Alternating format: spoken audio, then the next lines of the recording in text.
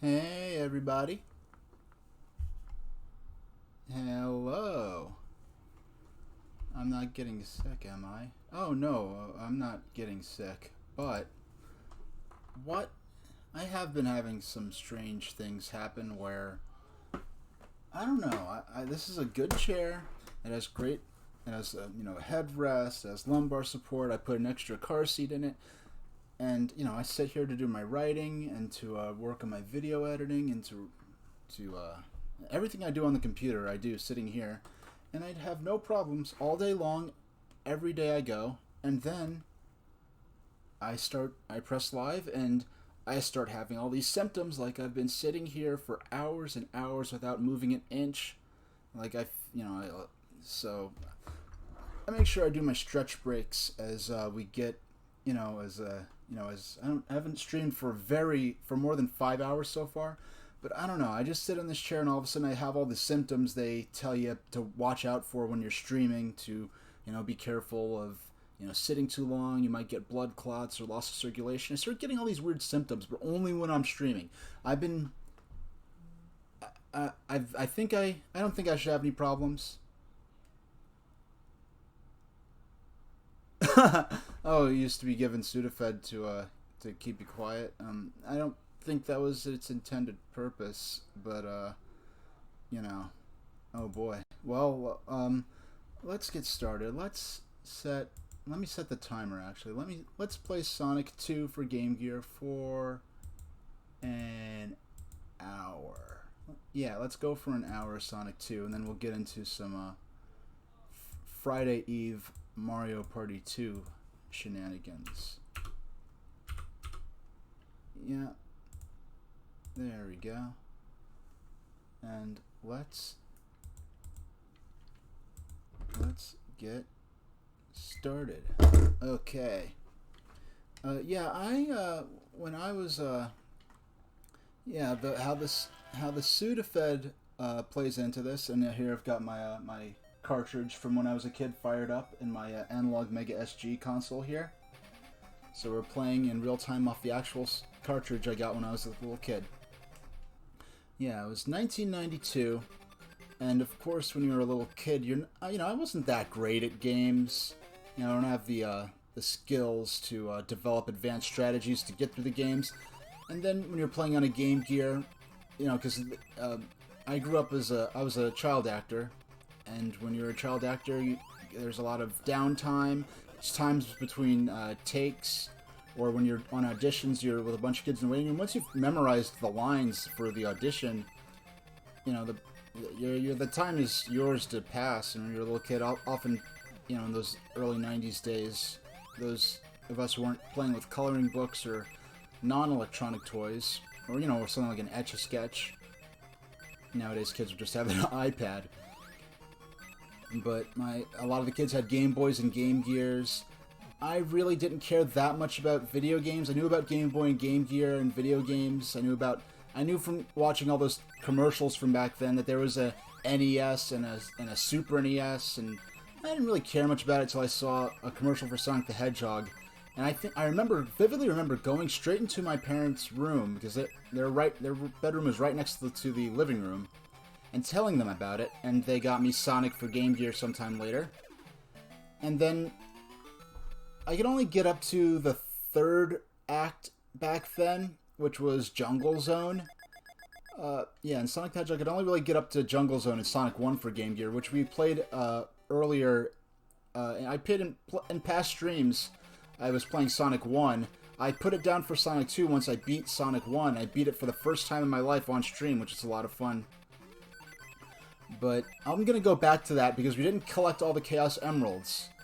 And I do, I want to do a walkthrough. I want to do a review and walkthrough on YouTube, so I'll have to collect footage for it. I might do streams where I just collect the footage. I'll have to learn more about video editing. The easiest way for me to collect footage that I know of is to just to collect the footage by just using OBS and streaming it, and maybe not having my face cam, because I'm learning video editing you know, other than the old version of iMovie HD that I used to use back in 2011, 12, 13-ish, when I was last active with YouTube and doing very basic editing on YouTube videos. But I'll have to learn, you know, being able to crop things and do picture-in-picture and be able to put two things side by side, two different videos. So I'm getting the hang of all that. The video program I'm using now is, I think, OpenShot on Windows. It's also on Linux and Mac, I believe. And I'm not sure the limits of that program. It's already very impressive compared to, for what I was expecting for a free program.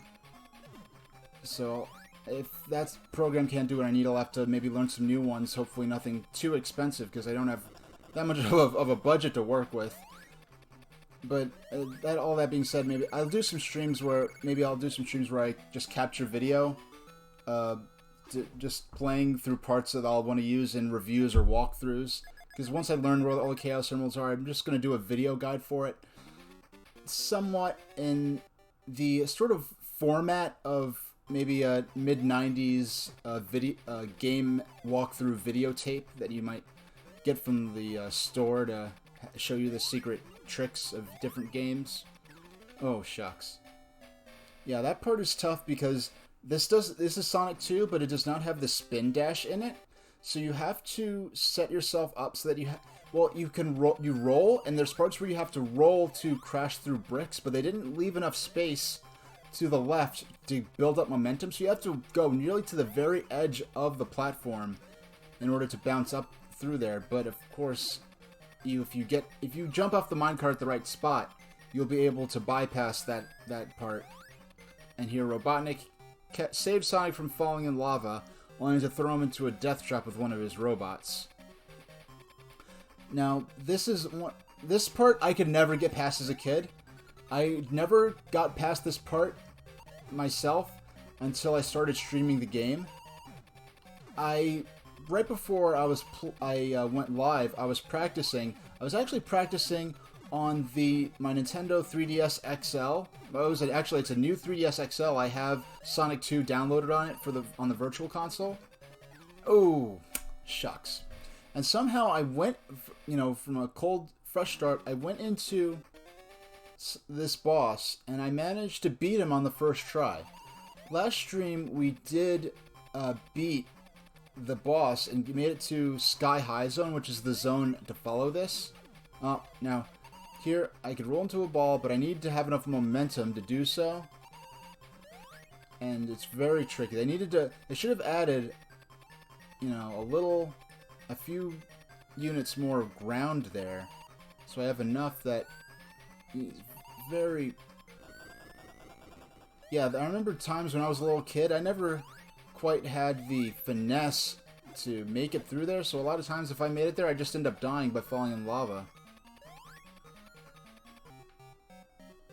I really love this boss music.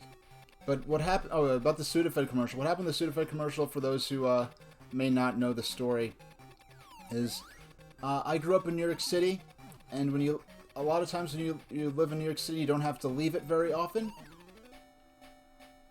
And when I did leave New York City, with my parents, it was often to Long Island, which is the island that extends east of New York City.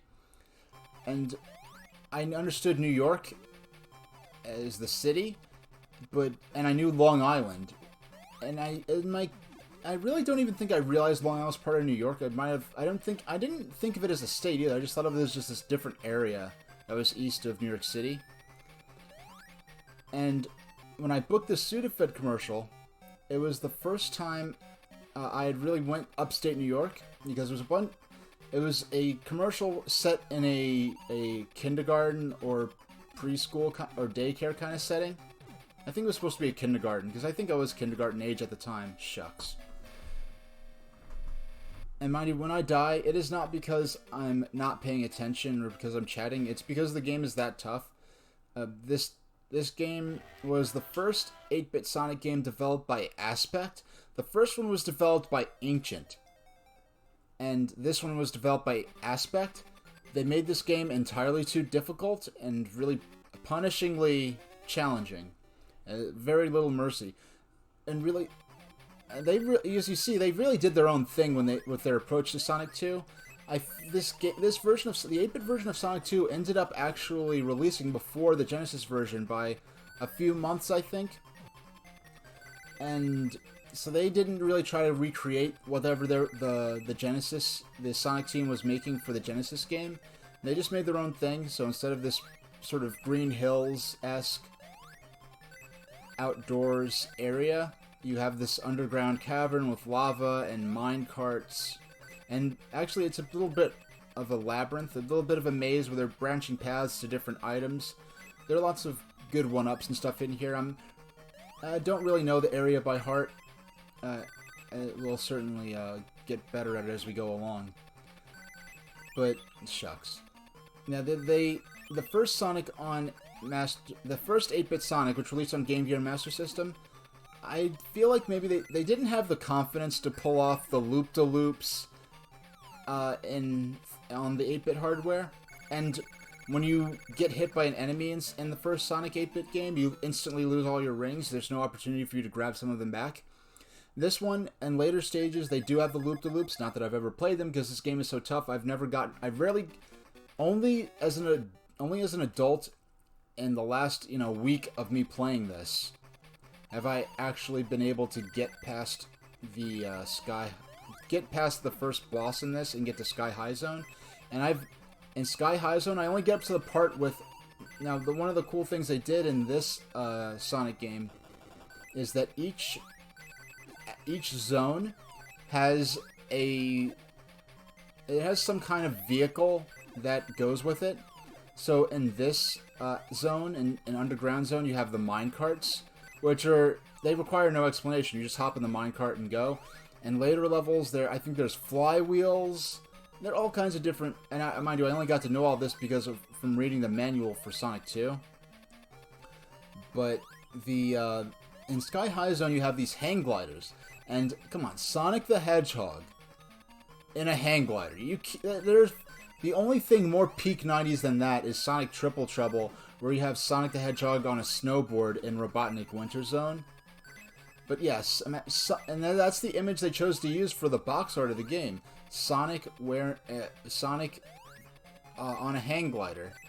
And that's such a cool image. And you're like, yeah, I can't wait to get the hang glider. That's going to be so cool. Well, we got to the hang glider, and I can't figure out how it's supposed to work.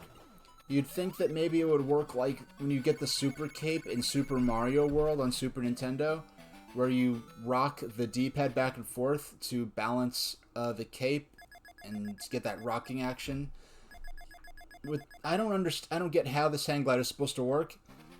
I was practicing on the Virtual Console version of this game on 3DS before I went live, and with that and the Virtual Console, I have the benefit of being able to use your restore point, which is basically a save state system.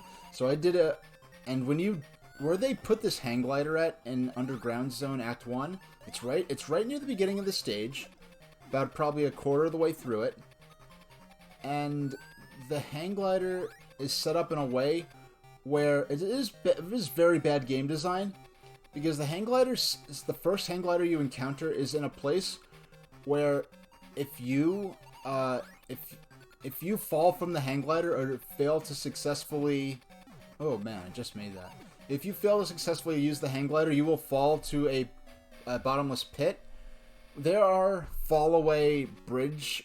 There's like a breakaway bridge where when you land on it and then it'll fall a few moments later to give you some leeway. But they should have put the first hang glider in a spot where it wasn't required in order to progress through the level. Like here, you could ignore the minecarts and still make it through the stage. In most cases, there is one spot where you need to use the minecart to break through some spikes that are a hazard. But there's no skill involved in using the minecart. You just sit in it and you jump clear of it if you know it's about to land in a dangerous spot. And this is really cool music. I have to keep mentioning that. But when you... Oh my gosh. Okay. But with this the hang glider in Sky High Zone, you have to get through it to beat the stage, and if you drop and fall, you're probably going to die. So you don't even really get to practice with it. Oh, I should have went under. That one weirded me out because I didn't really see it coming from the left. Now, the home console version of this, which is on the Sega Master System. Yes, when I say that, whenever I reference the home console version of this game, I'm not talking about Sonic 2 on Sega Genesis or Mega Drive. What I'm referring to is the Sega Master System version of this 8-bit Sonic game. Because I believe with Sonic 1 and 2, they made the Master System version first, and then adapted it to the Game Gear. And because of the smaller screen real estate on the handheld, they had to, you know, it's interesting. Okay, let me show you the Sudafed commercial real quick, where I first encountered another kid. I only got to the third act of Sonic 1, so you know, when I saw that there was another Sonic game, they made another Sonic the Hedgehog game with all new levels, and I could actually, you know, get some new Sonic content. You know, not that I was really bored of Sonic 1, but just the idea that there was another Sonic game, even though I never beat the first one, I couldn't beat it. I was a little kid, and that's pretty tough. There I am in the green sweater on the right. Now, there are two cuts of this commercial. Now, this is an interesting commercial because for the most part, we were just sitting around doing, like, coloring and doing normal kids stuff, as opposed to a lot of commercials where we had to really act a lot. There I am in the green, and that scene I'm running past in the background in the little green jacket. And then there I am again in the background coloring. There's a 30-second cut of this commercial where I'm the kid who's I'm actually the kid who's running for the scissors. And actually, in that version, I think I run with the scissors, and they're rubber scissors, so I can't get hurt. But the people on set had to assure me that it was okay for me to run with the scissors. We'll show it one more time, because it's only 15 seconds. So there I am. Yeah, and the other version, I'm the kid who's running the commercial, running with the scissors, or running for the scissors. I don't know if that kid who's going for the scissors there is the one who actually had the Game Gear. But one of the kids, and another thing I'll show you real quick, he had, because the Game Gear was a really bad battery eater, he had this battery pack for the Game Gear. This is an official accessory, where what I remember in particular from as a kid was this tapered, the tapered design of the battery pack. This was a rechargeable battery pack for the Sega Game Gear that was kind of the precursor to today's USB portable batteries. Now, I never got this. What my parents ended up getting me first were two little a back thing that hooked up into it screwed into the back of the system. I'll show it to you real quick. Yeah, I was a real little kid. Let's get rid of these so I can show you. Oh, there we go. Oh, here's this is what's called the power back. The power back.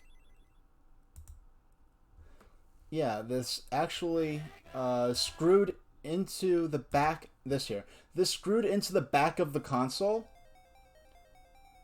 So that, it didn't. And the interesting thing is there's a wire on top, so instead of plugging into the battery bays, it actually would have a wire on top that you plugged into the DC in port on the Game Gear that you would use to plug it into the wall for power.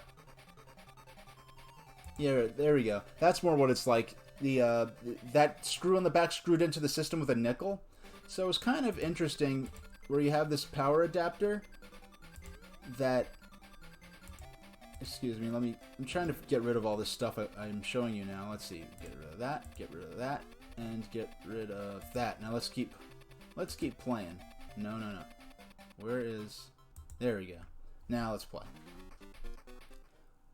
Now, yeah, it was interesting. You have this big battery that actually also serves as an extra grip, as though the Game Gear isn't big enough anyway. So it serves as an extra grip, but it never quite... Yeah, it screws into the back, but it actually plugs in with a wire. So it's sort of a substitute for plugging it into the wall outlet. And then you'd plug your wall outlet instead of into the Game Gear. You'd plug that into the battery to charge the power back, as it was called. And the problem with that power back was that the wire that you'd use to plug into the top of the Game Gear, it was a very short wire, and it ended up fraying and growing weak on my power back very quickly, as I remember. And I had to tape it into place, or rather my mom did. So I had to be very careful when I was playing Game Gear, or I'd end up cutting the power and losing my gameplay. I got the power back. The Sudafed commercial was from 92. It was running up until at least 94. And that is not some personal copy. That is actually a copy someone put on YouTube. So at some point, someone was... that's a commercial I didn't get to see much as a kid. Because that commercial, it was a Sudafed commercial, so it's aimed at adults, so it was mostly probably playing during soap operas and primetime television and things like that I really wouldn't have been watching as a kid. So I remember a few times my mom would be watching TV, and she'd call me in in time to see the commercial. And, it was just cool seeing that. I didn't really... And... okay, now we're up to Act 2. And so it was 94 when I got the power back, because I got that, actually, I got Sonic Triple Trouble. I remember I went to KB Toy Store, KB with my mom. I went on a shopping spree, because I booked a role in an independent film, and we got a lot of money for it. Of course, at that age, my parents are the stewards of the money I earned from that job. So, some of it went to paying bills and stuff, and then my parents set aside some for me to go on a little shopping spree for myself. So, I got a miniature golf set. I don't know why, because I wasn't that interested in golf. So I got a mini golf set, and I got a toy golf set, and the toy golf set. I can't think of anything else aside from the Game Gear games. I got Sonic Triple Trouble, which was the Sonic... Aspect made 3 Sonic the Hedgehog games for the 8-bit systems. The first was this one, Sonic 2, which was way too difficult. Actually, what I hear is that later acts in this game are actually very easy, but the first one's tough because the boss is unreasonably difficult. And then the second one is tough because of the hang gliders. But after that, I heard the game gets kind of a lot easier, actually. And there's a zone in this game called Green Hill Zone. Not Green Hill Zone, but Green Hills Zone. I think it's the 3rd or 4th zone in the game. And when you go to... From what I saw from reviews, when you go to Green Hill Zone, it's actually the easiest part of the game up to that point. It's easier than this or Sky High Zone, which is kind of ridiculous. They should have just put Green Hills at the beginning of the game. As a kid, I was really interested. It's funny, even at that age, I already had some sense of, I guess, nostalgia for Green Hill Zone, and wanted to go back to it and see what Green Hill Zone would be like in Sonic 2, and I never got to experience that because I never got past this first boss here. Okay, so I'm gonna stay quiet for a moment as I focus on... Yes, I'm gonna stay quiet as I focus on dodging these boulders. Now, mind you, this is because they made the screen smaller, so there's less space to see the boulder coming. In the Master System version, it's easier to see which way the boulders are coming from. Oh my gosh, I said I'd be quiet and I wouldn't. But on the Master System, it's easier to see the boulders coming at you so you can prepare your jump. And on top of that, so I'm a little kid, the screen is tiny, and oh gosh, did not mean to do that. And to make things worse, this boss, you may have noticed, all this boss fight consists of is dodging the falling cannonballs. You do not attack the boss directly in any way. The falling cannonballs damage the boss as they fall down. So the idea that I even needed to well, the idea of a boss where it was just an endurance match and you weren't actually trying to damage him yourself was a new idea to me. So I don't even know if I realized that's what I was supposed to be doing. Okay. Oh my gosh. And what makes it tougher still is that because of the steep slope, the gravity and physics of the game really want to pull Sonic down when you're trying to reverse quickly, or when you're jumping, you have that downward gravity from that slope acting against you. So everything is against you in this game, pretty much. Oh my, everything, yeah, everything. I meant to say everything's against you in this level, but yes, everything's against you in that game. They needed to make more ground there so Sonic could actually roll and crash through the barriers there, because I guess Sonic, the people making the Game Gear Sonic understood that Tails was a concept that was in development for the Genesis one, but they didn't get the notes on the doggone Spin Dash. The first Sonic game with the Spin Dash is the second Sonic game made by Aspect for the 8-bit system, Sonic Chaos, and then, this Sonic game is too hard. Sonic Chaos is too easy, from what I hear. I only played it once. I played the Master System version on Wii Virtual Console, but I'll be quiet for now. Oh my gosh. Oh.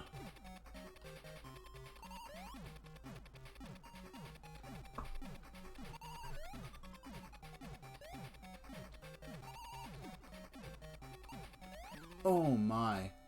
Hey, hey, how you doing? Yeah, I'm getting my butt kicked by by Sonic the Hedgehog 2 for Game Gear.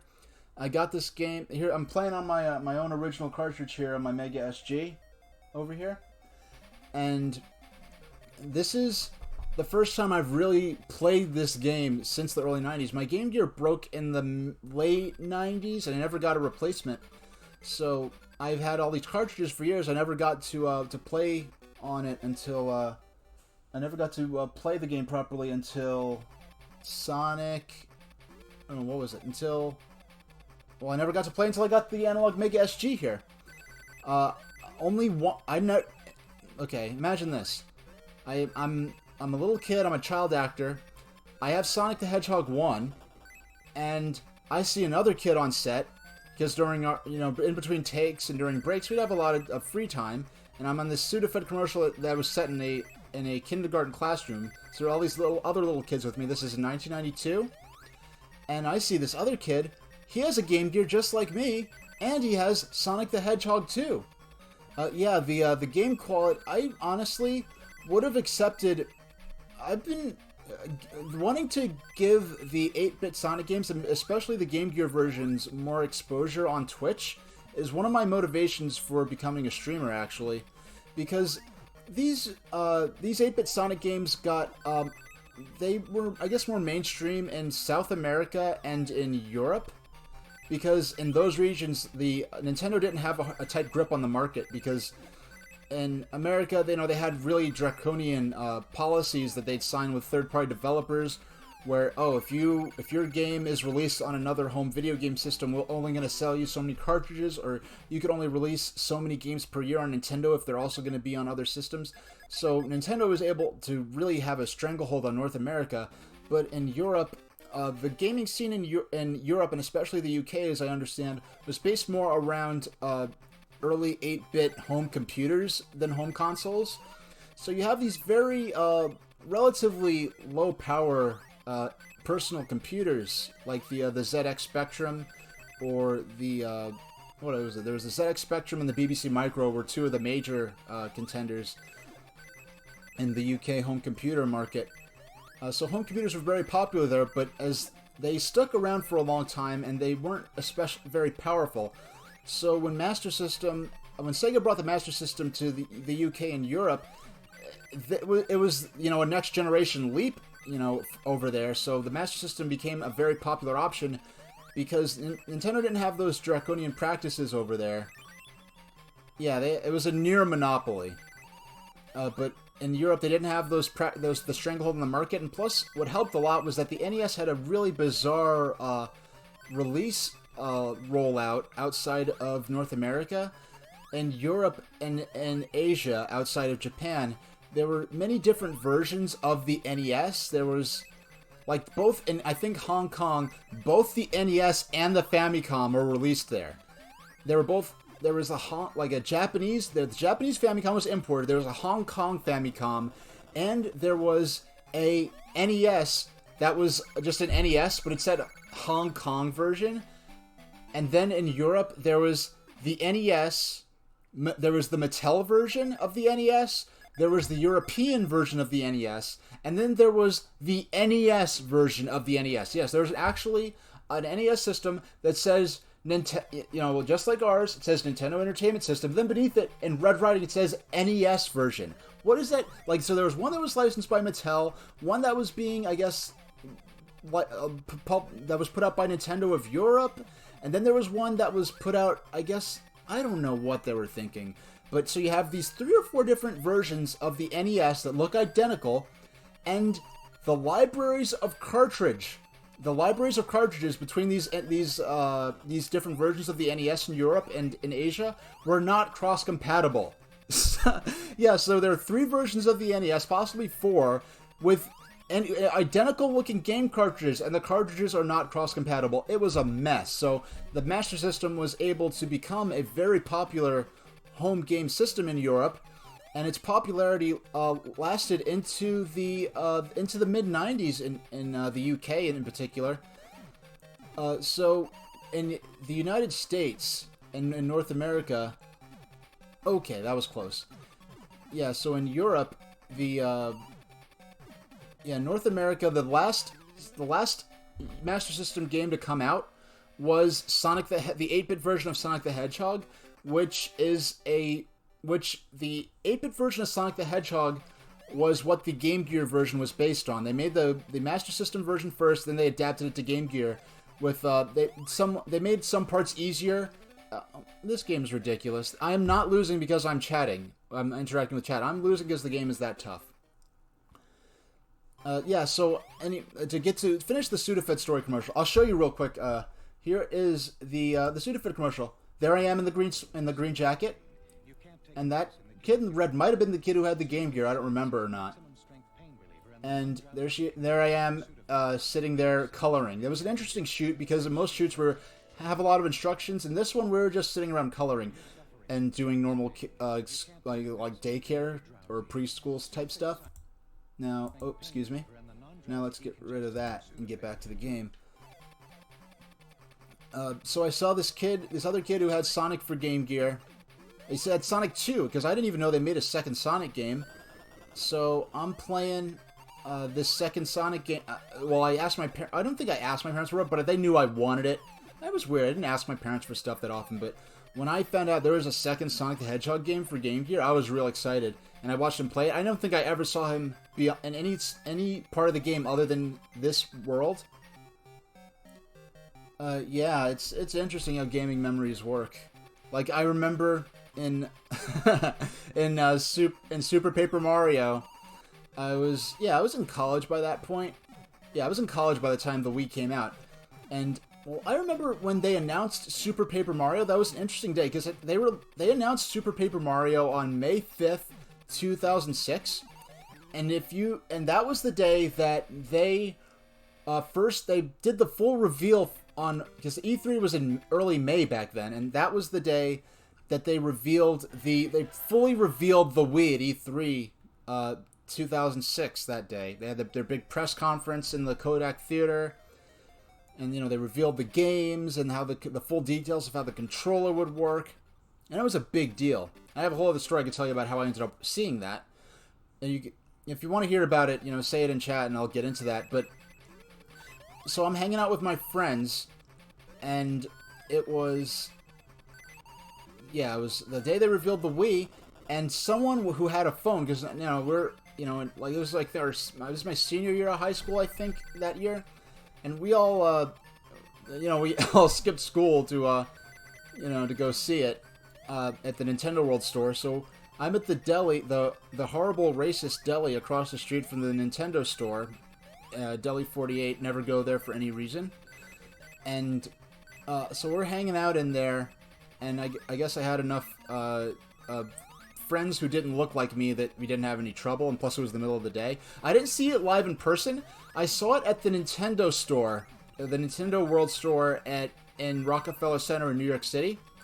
And I actually I slept overnight in front of the store with my mom in our station, in the station wagon we had back then, because I expected there to be a huge line, and there wasn't. So me and my mom were just spent the night in the car waiting for the press conference, you know. And because back then, now they show, or they used to, not right now due to you know, current world events, but they would do screenings. Well, this is the first E3 screening I think they ever did. It was in 2006 for E3, because that was when they, you know, the big reveal of the Wii and all that. And what happened was, yeah, now they just, you know, go to Nintendo.com and they display it on the big monitor they have upstairs, or before they had the big monitor, they'd bring out a big screen TV and display it on that. And also, they had a projector system they could project things on on the second floor. But what they did for E3, because you know, streaming things was kind of a new idea, so to get a good feed for the broadcast, they actually Nintendo rented a diesel-powered satellite dish. This huge, like, it was the size of, like, it was a big dish that they wheeled into Rockefeller Plaza that was powered by a diesel generator. And they had this big, like 2-inch thick cable running into the Nintendo store. And I was there the night before, you know, because I was planning to camp out, because I thought there'd be a huge line. There wasn't. I just ended up being the first person there the night before. And they were testing the satellite feed it was a direct satellite feed from the Kodak Theater to the Nintendo store. And they were displaying the from the inside the theater on the monitors that you could see on the second floor of Nintendo World from street level, where I was at in the station wagon.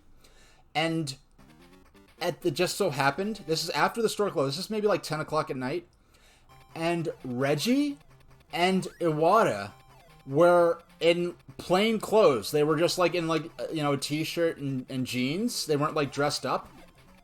And they had like a visible microphone pinned to them, and they were on stage doing dress rehearsals for the press conference. And after, like, after this, so you saw them just on screen. Actually, okay, I'm gonna pause. I'm gonna post the link to this in chat. I'm gonna pull this up. I don't know how to. Hold on, I'm going to try to do something. I'm going to try something I haven't tried before. I'm going to see if I could pull up a video feed. I'm going to try this once, and then if it doesn't work, I'm just going to go straight back to the game, because I'm not going to waste everyone's time who's not into this. But I took footage of the dress rehearsal for E3 2006. Only a few seconds, but let's see. Window capture. Let's see. Add new source, FFF, and just give it a random name. Let's see. Firefox. Will this work? Okay, can you guys see, do you just see a white box, or do you actually see YouTube? Because I can't really tell. Okay, it's just a white box. I'm new to OBS, I'm new to streaming. Yeah, forget this. We'll just... Yeah, I haven't quite figured out how to get YouTube to show up on here like I see people do all the time. But what I'll do, I'll post a link. I'll post a link to the video. E3 2.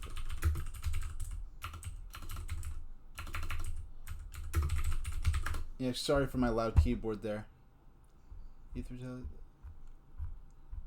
Okay, I'm gonna have to go to my own channel. My channel. Okay.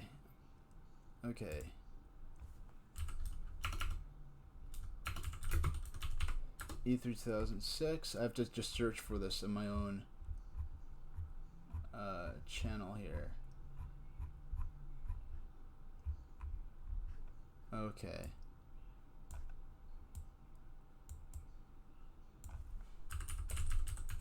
E3 rehearsal. Okay.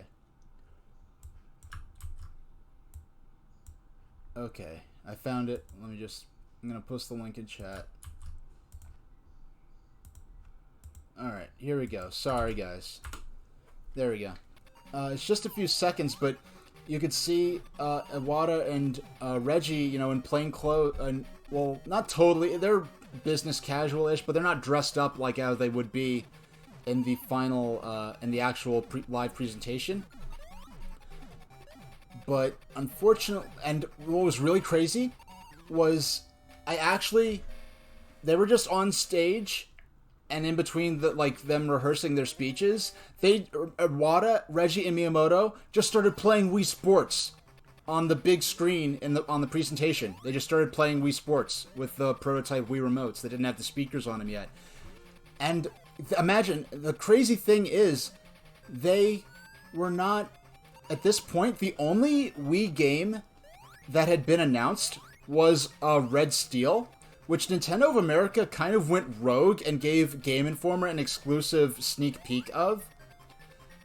So that was the first Wii game, or Revolution game, to actually be revealed to the public. But in terms of, like, other than that, the first thing we learned about was we didn't learn anything else about actual titles until, oh my gosh, until E3 2006. So imagine, you know that the new Nintendo system is going to be there. There's this new controller. You want to see how it works with the actual games. And, yeah, I actually posted originally to Google Video. That's how old that video is. I originally posted it to Google Video. And actually, if you look on my YouTube channel, I have basically the first ever... Yeah, I actually... I'm not trying to brag here. I actually did the first ever E3 live fan reaction videos, pretty much. You know, not counting... You know, like, there's that infamous video... from the inside the theater when they revealed Twilight Princess, or well, they just called it Zelda then. You know, just, you know, when they first revealed what became Twilight Princess, there's that video. But in terms of fan reactions, I think my video from, I took a video inside the Nintendo store during the E3 presentation. We actually I have footage of people seeing Super Mario Galaxy for the first time, seeing Zelda for the first time working with the Wii Remote. And I have footage of that, and that is, to my knowledge, is the first E3 live reaction footage on YouTube. And, you know, and you have to think of it, at the time, there's no, you know, people don't have, you know, webcams are still a very new thing. Like, what I have, I couldn't post, even if I actually had footage of, yeah, they were playing Wii Sports Tennis, if I actually had footage of that, I could not have played it. Because, I mean, I couldn't put it online or anything. I had my iBook with me. Yeah, my G3 Apple iBook. You know, with no Wi-Fi. It didn't have Wi-Fi in it, and even if I did, there probably wouldn't have been a wireless network near there back in 2006. What I had with me for entertainment, had a bunch of games on my iBook, but really I had my PSP, and I remember watching, it was like 11 o'clock at night, you know, on 48th Street, right in front of the Nintendo store, and I was watching Final Fantasy VII Advent Children for UMD on my PSP. I actually got the movie on the way out there, because I didn't live in New York City then. I lived about an hour and a half, either by car or train. It's about an hour and a half away. So I was watching Advent Children. Real quick, by the way, yeah, how's Super Paper Mario going? If I'm were you streaming Super Paper Mario? I forgot. I'm sorry. I'm I suck at linking the people I watch with the games they're playing if they happen to also be streamers.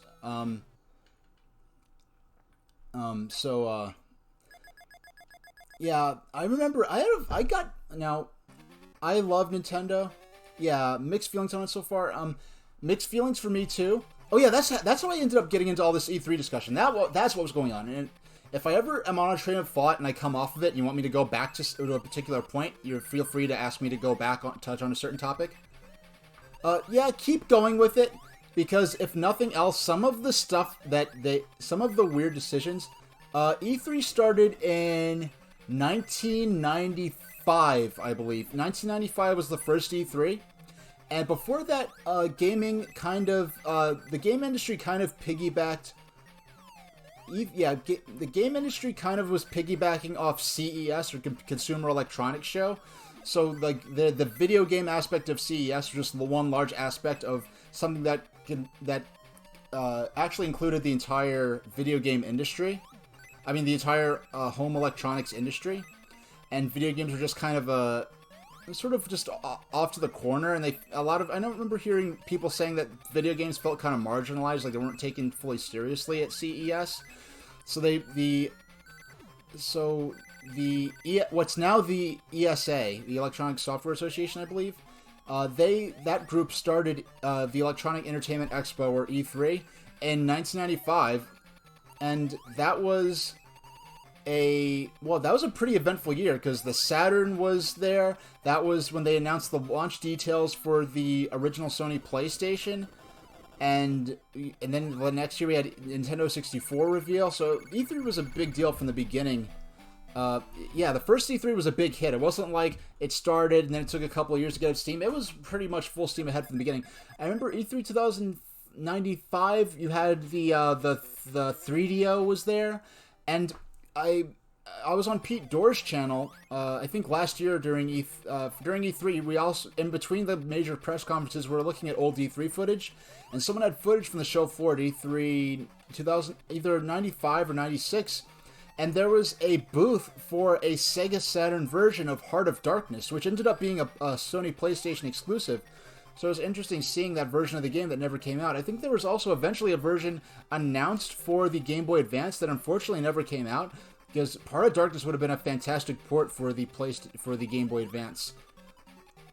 The FMV cutscenes would have had to have been sacrificed, probably turned into static screenshots. But if they ended up using that technology that they used for the Kingdom Hearts game for Game Boy Advance, for Kingdom Hearts Chain of Memories, used this. I think it was a precursor to the technology that was eventually used for GBA video, where they're able to do these full, like, these incredible full motion cuts. Oh, we actually got, yay, with 3/4 of an hour, we actually got past the first world, the first act in Sonic 2. That's how tough this game is. Yeah, if nothing else, there will be Super Paper Mario. Like, oh yeah, that's how I keep getting onto E3, then I keep getting sidetracked talking about E3 in general. So we had all these, man, like, people. It's easy to forget now, but the tone of discourse about the GameCube when it was a current system was the same as what would later be now the GameCube is thought of as, oh, this classic system with all these great games. The discourse about GameCube at the time was, like, I remember E3 2003, Nintendo's, like, Satoru Iwata and George Harrison, who was the one of the vice presidents of Nintendo of America, they spent a lot of their messaging assuring, retailers and insisting that, okay, now there's a hang glider at the bottom here. I have no idea how it works. Let's see if we can get it to work. Okay. Come on. Now, the animation on the hang glider is pretty impressive with it. Now, look at this. The invincibility actually lets me survive the bottomless pit. That's very nice, but kind of ridiculous looking. But basically, Nintendo, Iwata, and George Harrison, the VP of Sales and Marketing, were like, no, Nintendo's not leaving the game industry. GameCube will not be the last Nintendo console. We are not going to leave home consoles and just focus on Game Boy. If we leave the home console industry, we're leaving, games whatsoever. Because the discourse at the time was that GameCube was Nintendo was Nintendo's Dreamcast. That this was, the final nail in the coffin for Nintendo. That, Nintendo was no longer a viable system.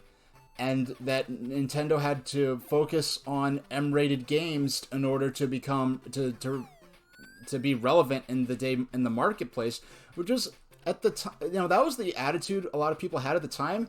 But looking back on it, it's kind of ridiculous because as much PlayStation, Xbox, and especially PlayStation had this reputation as the mature system, but there were so many cartoony mascot platformers on PlayStation 2, that. The idea of it as being the mature system, whereas Nintendo was kids only, was kind of silly. But anyway, people talked about Wii U and people talked about GameCube in the way that people now talk about Wii U, or at the time that Wii U was current and Switch wasn't a thing yet. People were talking about, this system, this system was a flop. Nintendo has to get their act together. Nintendo has to learn from their mistakes. They don't make another GameCube. The GameCube's third-party support is terrible. Then in the Wii U era, I'm looking at the Nintendo board. This is on the Nintendo boards. I'm reading this, not just like game boards in general, but on the official Nintendo of America forums. You have lots of people, including me, talking about what can Nintendo learn from the mistakes with GameCube. How can Nintendo actually have good third-party support? And then by the Wii U era, people were looking back on GameCube like, yeah, Nintendo. And even in the Wii era, when people who felt alienated by the casual image that the Wii had, that it was only for casual gamers, and they really sort of rejected their longtime players, which I could argue with facts, or using examples of the game library as far as what Nintendo themselves published, so that wasn't necessarily the case. But the problem was that Nintendo allowed people to even feel that way to begin with. Shows the lack of communication that they had. But excuse me, back to the announcement of Super Paper Mario. This is what I'm getting at. I keep getting sidetracked. But Super Paper Mario was, so we just had this big blowout of all this. The first Wii, excuse me, let me grab a drink.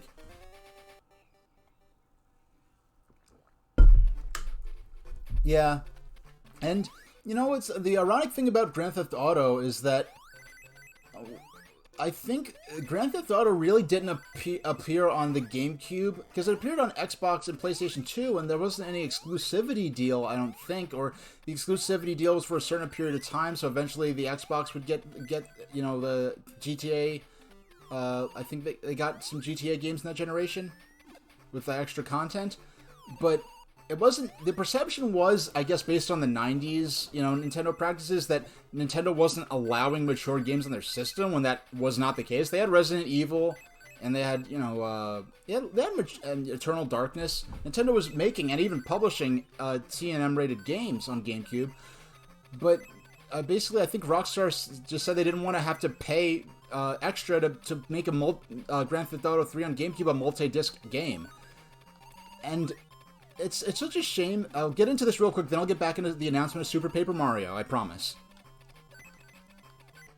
Yeah, they do have some subtle fridge horror in their games, sometimes, Kita. But when you look at, Rockstar repeatedly put genuine effort and real serious, I don't know how to get this to work. I'm trying everything I can. It is ridiculous. I'm gonna read. I looked at the manual, the digital manual that's in the 3DS game. They don't explain how to use the hang glider at all in that.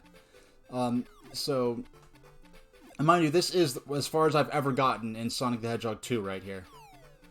And it's not because I suck at games, because I beat Sonic 1 in its entirety. I'm gonna go back to it and beat and get the Chaos Emeralds and get the full happy ending. Fortunately, the 1-up boxes respawn in this game, so I can keep getting that 1-up box over and over. But Rockstar would put genuine grade A effort into making handheld versions of Grand Theft Auto on Game Boy Color, Game Boy Advance, Nintendo DS, but then when they finally have 3DS, a system that could really more properly handle a full free-roaming 3D game, because we had Liberty City Stories and Vice City Stories on PSP, which were enhanced. Well, there were games that used the maps and game worlds from Grand Theft Auto 3 and Grand Theft Auto Vice City. On the PS2. So the PSP could handle a full polygonal 3D Grand Theft Auto. The 3DS was more powerful than the PSP, so it could obviously handle a full polygonal 3D Grand Theft Auto, but that's the Nintendo handheld that Rockstar finally decides, okay, we're not going to try anymore.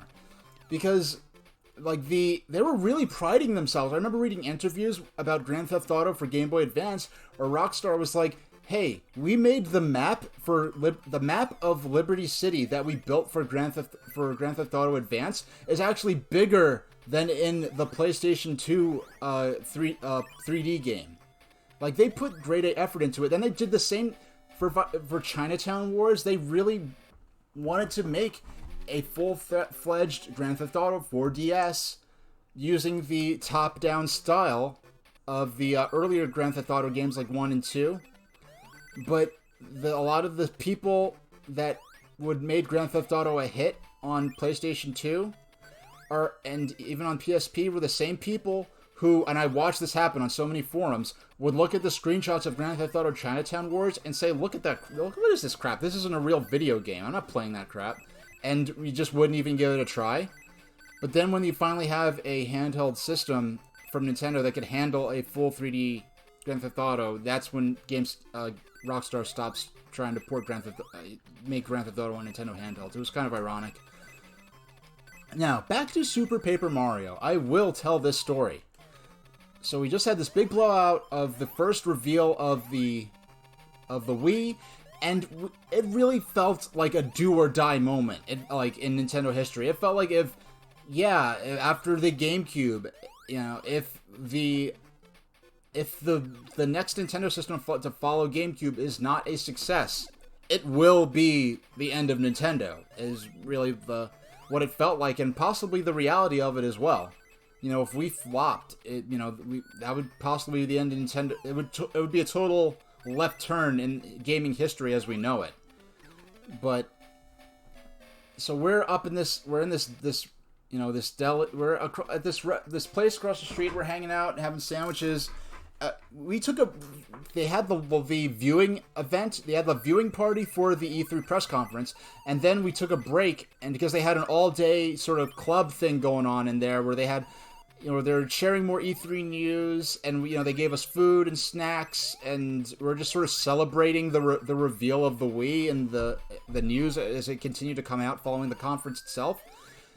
And we're just like, we can't. Me and my crew back in high school, we were all multi-console gamers, but we had a special soft spot for Nintendo. We wanted them to do good. We were so thrilled to see the conference and how well it went.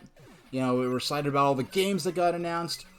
And one of my friends had their phone that had some kind of BlackBerry, because this is before modern smartphones, as you know. He had some kind of BlackBerry or something, and he sees this news blurb on the mobile web, as they called it, because it was before you could just go on the internet on your phone like you can now. It was some weird little mobile website, and he's like, what, Super Paper Mario? And we were like, wait, what? And he's like, yeah, they just announced a new they shadow dropped, well, not shadow dropped, they just in the press kit. It wasn't even part of the press conference, just in the press kit they announced a new Paper Mario game for GameCube that was like a platformer RPG hybrid. And I was like, why would they announce this for GameCube? Of all things, when they just announced their new system. And then we didn't hear anything about it for a long time, and by then it had been ported to the Wii. And I'm sure there are Unseen 64 or Cutting Room Floor or some kind of resources that document what we know about the game when it was still on GameCube, because there's so many things about Super Paper Mario that are very distinctly designed from the ground up for the Wii. Now, we have about a little less than 3 minutes left. I'm not going to restart the game. I'm gonna just pause it. I'm gonna take an intermission for a few minutes to change the game info. I'm gonna change the game info, what game we're playing under, and I'm gonna change the info and category. I'm gonna take a stretch break. I am feeling good right now. I'm not having my legs fall asleep and all that nonsense that would happen for no reason. Because I'd be sitting at the computer a lot longer than this, typing, you know, doing my, you know, writing work or whatever, and without any problems. Then I start streaming, and I'm having problems, like I've sat down all day without getting up, and you know, where I'm having tingling in my tongue, and I can't feel my legs and all this mess. And I'm like, okay, these are not problems I should be having, because I'm making sure to hydrate, and I'm making sure to yeah, I'm taking all the safety precautions I read about for streamers. Okay, no. There we go. Got our 1-up box, so we can continue this infinite loop of attempting the... Okay. When we come back to Sonic 2, we're going to play Mario Party 2 for a couple hours. We're going to play it on my Wii U here. A Wii U that was donated by a viewer of my YouTube channel in 2014. He worked at a fast food restaurant at the time in Canada. He... out of nowhere, just volunteered to ship me this Wii U. And I didn't get to play it because couldn't afford games for it, because I really couldn't even afford. I restarted the game. I did not mean to restart the game there. I accidentally activated the menu system on the Mega SG. Okay, I have to press. Okay, I have to press C to exit that menu. So we restarted it, so we're going to stop a minute early. I'm going to take a stretch break, get my the Wii U hooked up, and when we come back to we're going to play Mario Party 2 for a couple hours, one of my favorite games of all time. We're in the middle of a game, and we're in the middle of a game right now that we saved in, so we're not going to be starting a game from scratch. Yeah, one of my favorite games of all time. Never actually got to play with another human being. Yes, boohoo, forever alone. But I still had a blast with Mario Party 2. I'd rent it all the time as I was a kid. And we have it here on the Wii U Virtual Console. So I'm going to take a little break. And let's see. Let's get ready for that. Let's set the timer for... Let's set it for 6 minutes. Actually, yeah, let's make it 7. And go over to our test card. It's our placeholder card here. Alright, I'm gonna turn my mic off, and I will see you in a few minutes with Mario Party 2. Then after that, it's gonna be back to Sonic 2 for Game Gear for another hour. We're gonna play Mario Party 2 for probably 2 hours, so I'll see you in a minute.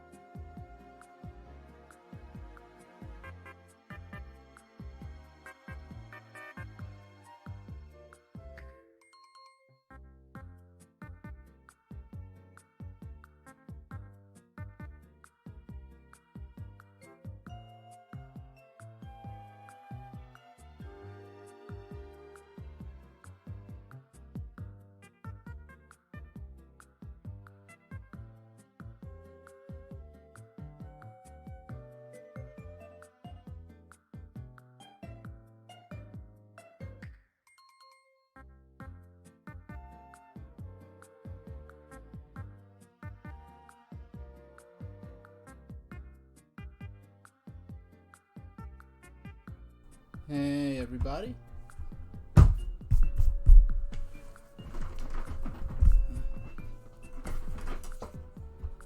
We are back. Hiya. It's about time to get into Mario Party 2. So let's set the... I'm gonna be bold. Let's go for 2 hours. Okay. Let's see if this is a good idea or not. And we'll start. Okay.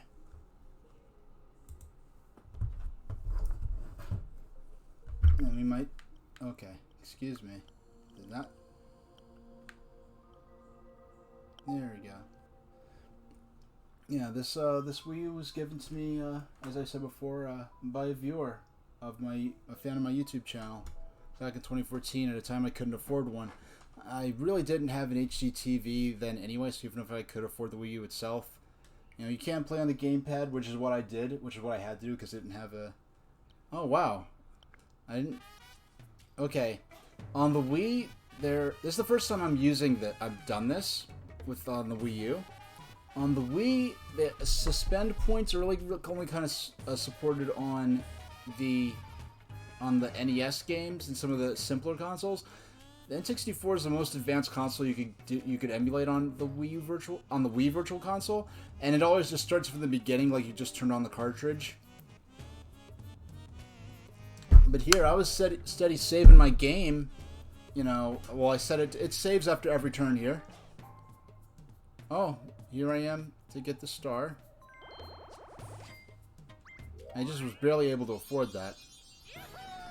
Now, if you're not familiar with Mario Party or 2 or Mario Party in general, basically we have this board map, this board game world. In this Mario Party 2, they're all themed around different lands, like Pirate Land, there's Outer Space Land, there's Cowboy Western Land, there's a Haunted Forest Land where you're... And each world you dress for the part. So in Pirate Land we're dressed up as pirates, and the Western Land we'd be dressed as like 1860s cowboys, and so forth. Okay. Now there's certain spots where if you land on them, you're... Oh man, that stinks. You can only move through the board in the direction it describes to you. It's not the type of board game like Candyland where you get to the end and that's sort of the end of the game. In this one, you know, this is a 1 versus 3 minigame. I'm playing obviously all with computer players. But having to do the chat interaction has helped introduce a sense of challenge to this. Because I was always, you know, I always wanted to try to play in this game with other people. But if that were to ever happen, it would, like, I don't think there's anyone else who's as experienced with these Mario Party games as I am, so... Yeah, I only was in control during that last section of the minigame. Oh, shucks, okay. Sorry, I keep accidentally tapping the button that brings up the menu. And in an hour... Actually, once we beat... We're about halfway through this map. So once we get... Oh, I'm in first place for the first time in this game... In this Mario Party session, I'm in first place. You want to have the most stars, you have to get to a certain point on the board where the star will appear. Each time someone gets the star changes spots. And you play through this board in a circular manner. Oh, he's going to warp to the star. Yeah, the magic lamp, Yoshi's going to use that. What magic lamp is an item that allows the player who used it to warp directly to wherever Toad is in the map. Toad is the person who sells you the stars. The stars cost 20 coins, and whoever has the most stars, and if people are tied for stars, then they go with coins. There are bonus stars that are paid out at the end of the game. Those bonus stars are paid for the person who won the most mini games. You get a star for that. Whoever... Oh, now the... Okay, let's see. Let's see how many... If Mario has enough coins to get the star. Because if he does, he's almost guaranteed to get it next. I don't have nearly enough coins to get the star right now, but... What I can do... I go last. You roll dice blocks at the beginning to see which turn you go in. I get to go last, so... Mario doesn't have enough coins to buy the star, so that's good news for me. By the way, if since I've changed consoles, since I've changed to the Wii U here, I'm playing with the Wii U Pro Controller, and here's the gamepad and the console sitting here. Now, it's my turn. I'm going to use an item called the Dueling Glove, and I'm going to duel another player for their coins. I wager coins, and then the only thing I'm worried about, I'm not sure what Z is on this controller.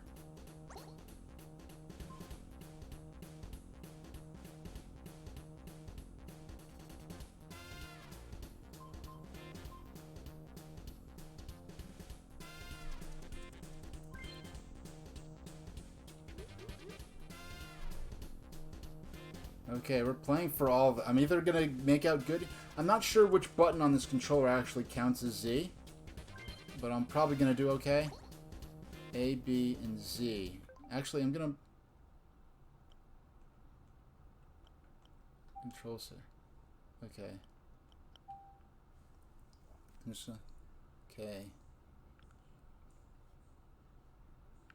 Okay. A, B, A and B are just A and B on the Pro Controller. X, Y, plus. Which one is Z?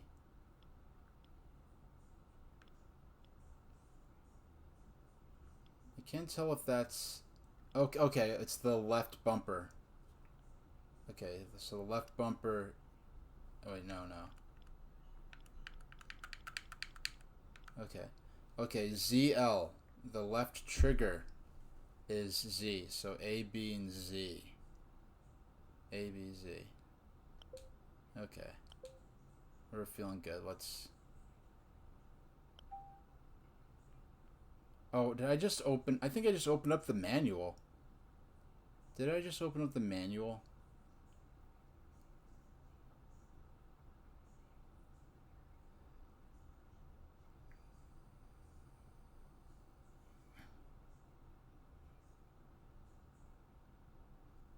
This would not be happening if I was playing on the Wii, but the Wii isn't native HD for plugging into the Elgato.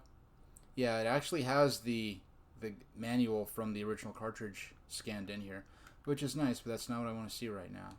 I just want to go back to the game. Okay. A, B, and Z.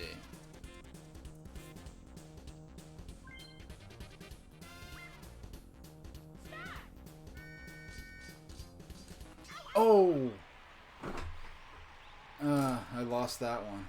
So, I now have 0 coins. So I put Mario in first place by doing that.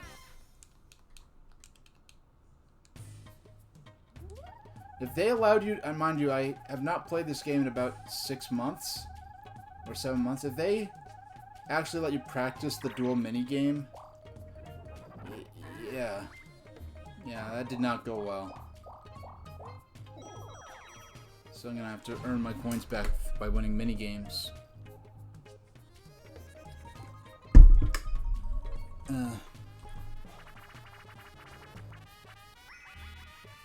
Bumper balls? This is one of the best minigames, but it has one fatal flaw, and that fatal flaw is this ridiculous time limit. There's no reason for this game to have a time limit. Just let them duke it out, and when the game's over, it's over. I've had so many cases playing with these AIs where a game will eventually turn into a draw because we just get into a stalemate. Okay. Yeah, I've gotten into many stalemates in this game where I end up with a draw just because the game went on too long and no one won. If the game goes on too long, then just start dropping hazards or something to increase the chances of someone getting knocked out.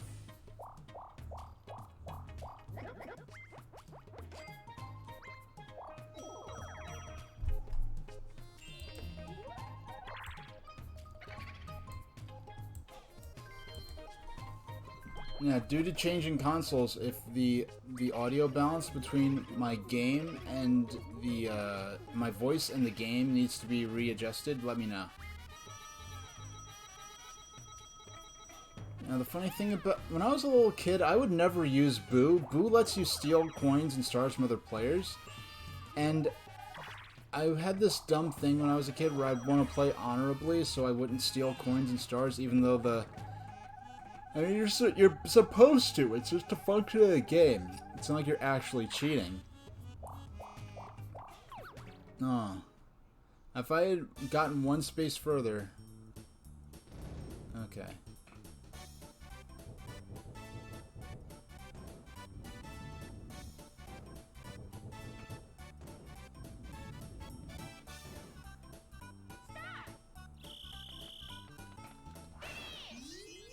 Alright.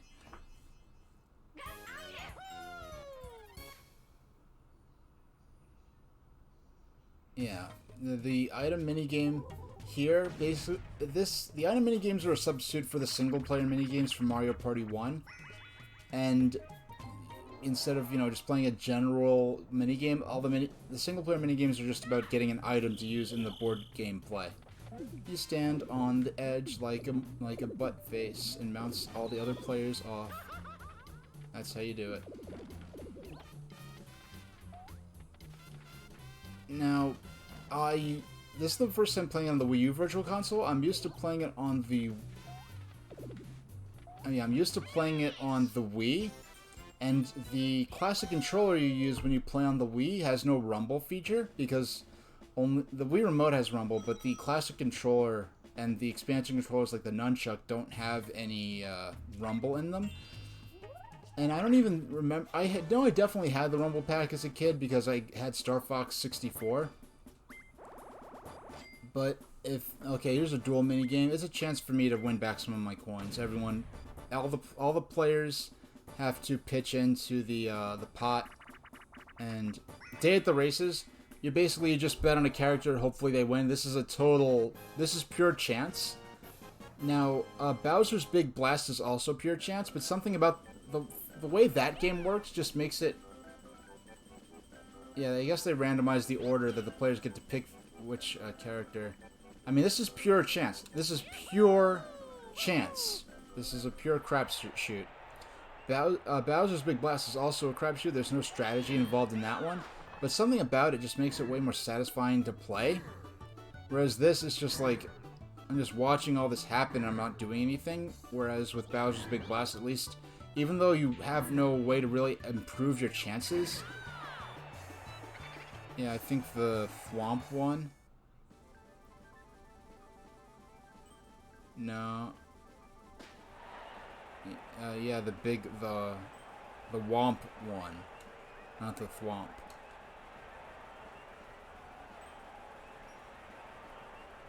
Yeah, so... Yeah, I'm just totally at the mercy of the RNG for that one.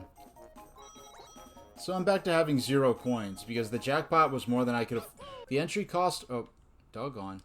The entry cost for to get into the minigame was more than I could even afford, so I'm back to 2 coins. I mean, back into second place.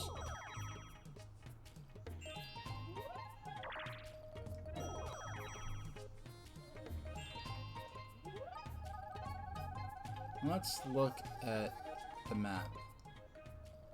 Let's see where Toad is. You think he's up here in the upper left still? He is. There's no reason for me to rush towards him. Because I seriously doubt I'll be able to make it to him and win I have to win 2 minigames in a row to make enough coins to even afford the star. Okay.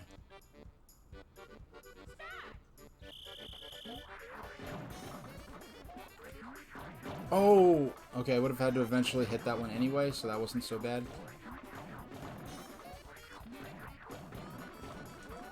Now, the quicker you tap A and then hit Z to do the ground pound, the more frames you could save and the quicker you could get the puzzle done in time. Okay. Yeah, I would if I had jumped. If I waited to the full height of my jump and then ground pounded, Peach probably would have beat me. But you tap A, and as soon as he's off your character's feet are off the ground, you have to immediately hit Z, and that lets you do the ground pound in the shortest period of time.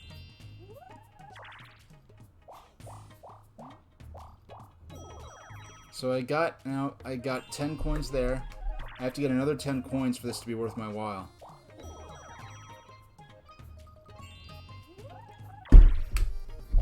Now, oh man, if I don't win this if I win the duel minigame, I'll definitely have enough coins to make it to get the star. But if I do not win this minigame, there's no way I'm getting the star. To get the star right now, I'll have to win this. Well, before this battle minigame, that's what you get for the lightning bolt spot. I would have had to win. The upcoming regular minigame. And then Yoshi would have had to roll something small enough that he doesn't actually make it to Toad, who has the star. Now I'm going to have to win this minigame. But if I win this, then I could probably afford to lose the next normal minigame. Because if in Mario Party 1, if you lost a minigame, you lost coins. And this one, you don't lose coins if you lose a minigame under... Oh, this is not one I'm especially good at, so... I have to pop the other balloons with the spikes in the front of my car, but the controls are kind of reversed. Oh my gosh, and I'm the first one out. And it's tough because, like, the computers can, like, the AI is, like, the challenge of this minigame is the funky controls. So now, at this point, there's no way it's incredibly unlikely I'll be able to even get that star. So right now, I'm going to save my mushroom. I have a gold mushroom that lets me roll for 3 dice blocks. Because it's most likely that Yoshi's going to get that next star anyway, I'm going to save using my mushroom until I know that okay. I only have a few coins anyway, and in Mario Party 1, Bowser, there are all kinds of different ways. Bowser would steal stars for you in Mario Party 1. In Mario Party 2, the only way you could lose a star is if you land on the bank space in Bowser Land, the most difficult game board in the game. You have to land on a bank space with 0 coins, and if you have a star, they'll take a star instead of all your coins. Like here, it says stars packed to go. If you land on that, Bowser runs away. He will not actually... No, if I get Bowser Revolution divides everyone's coins in... Okay, this is supposed to be the good result where nothing happens to me. But what I needed to land on was Bowser Revolution. If I had a bunch of coins right now, that would actually be a good result for me. But in the situation I'm in, it's one of the less favorable results. And I have no particular motivation for making Mario lose who's on my team. Like, if I was right in front of... If I was on the team with someone who could almost afford a star, but not quite, and they were definitely going to get it before me, I would and he was on my team, I would deliberately lose. I would make my team lose the 2 versus 2 minigame, so that my teammate wouldn't be able to afford the star in the coming turn. That's, those high-level Mario Party strategies. But it really doesn't matter, because Mario has enough... He's going to get the star either way. Shucks.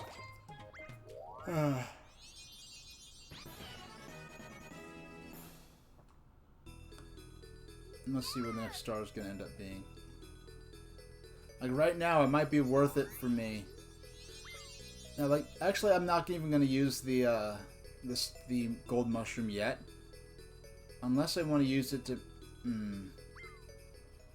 The bridge is a hazardous area because you can land on the question mark space there. If that's a happening space. If you land on the happening space, different things... Okay, she landed on the bank.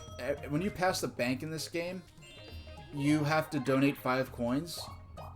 And if you land on the bank space, then you get all the coins that have been donated as a jackpot. Now, Boo's gonna try to steal my coins now.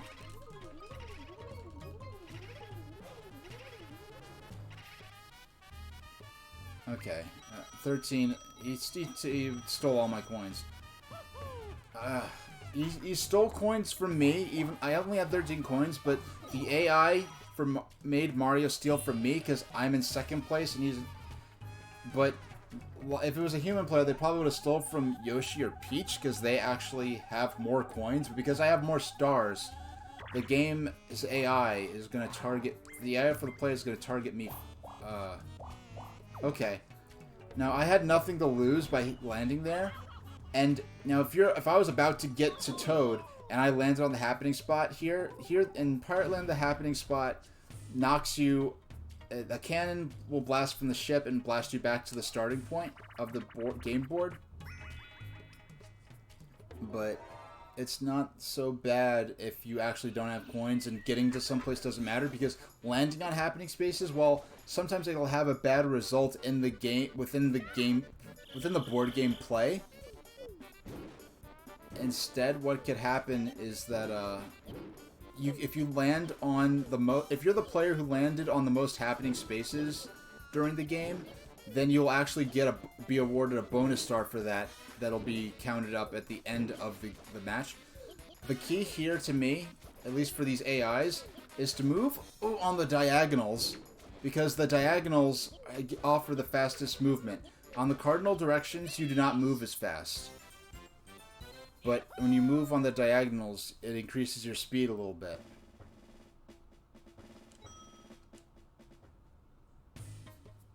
Okay, saving, finish saving.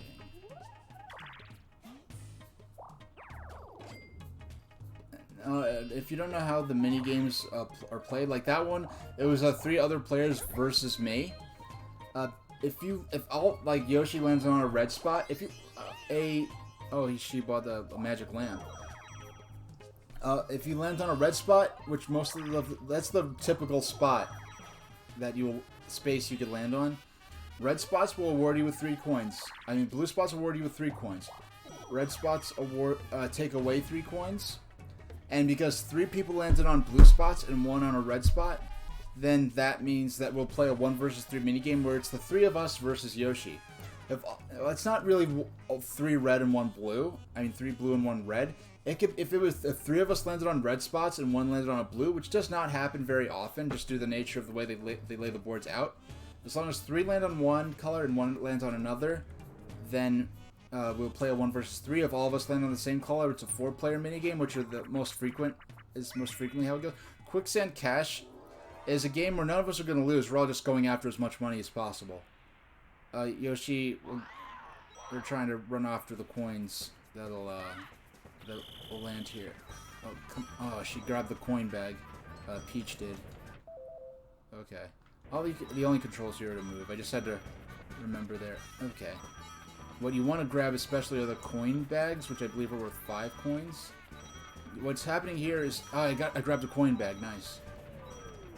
Yoshi's going after... Yoshi's spinning the quicksand around to try to keep us away from the coins. He gets whatever coins land and fall to the center. But we get first dibs and all the coins on the top, so... And so we all won there. We all got coins. Actually, Yoshi and Peach got the same number of coins. So now I'm viable. And what I mean by viable is that I have enough coins to buy a star if I encountered one. Now, when the next turn comes around, Peach is probably going to use the magic lamp she purchased in the last turn to warp directly to Toad.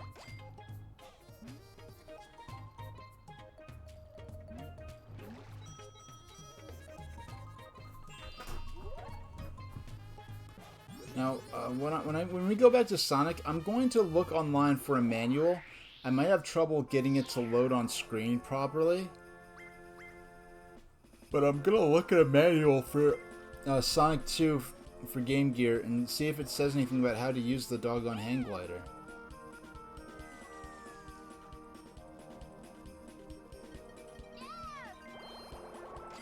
Actually, I could go on YouTube. Actually, That's how I could look up. That's how I could look up how to. Well, first we'll get to Sky High Zone. Once we beat the first world, we'll get to Sky High Zone because I accidentally restarted the game before. And if I'll use the, I think Yoshi's Yoshi looks like he's in the running to get that next star because he's on the same island with the star.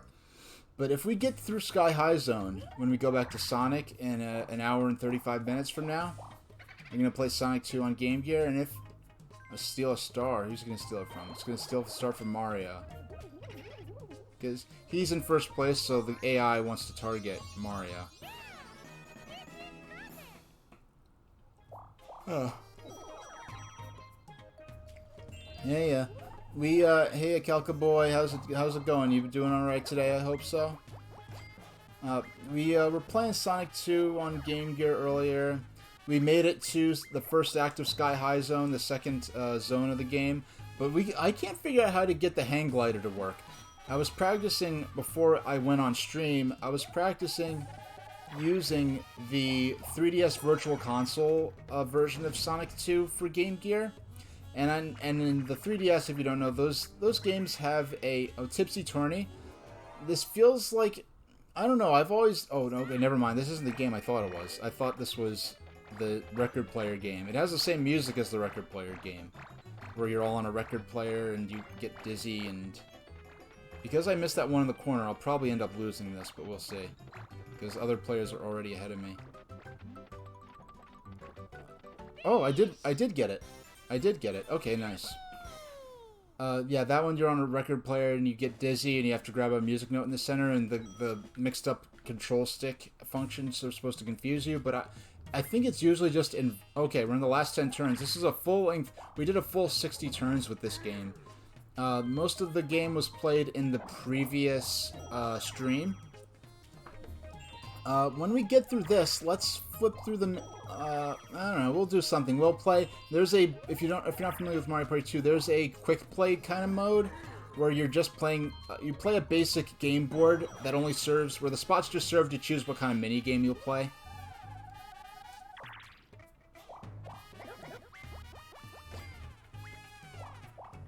Yeah, the spots just... The space just determine what kind of minigame you play, and there are no real map elements, no special anything to interact with, so it's just minigames, and you can play for a small number of turns. That might be...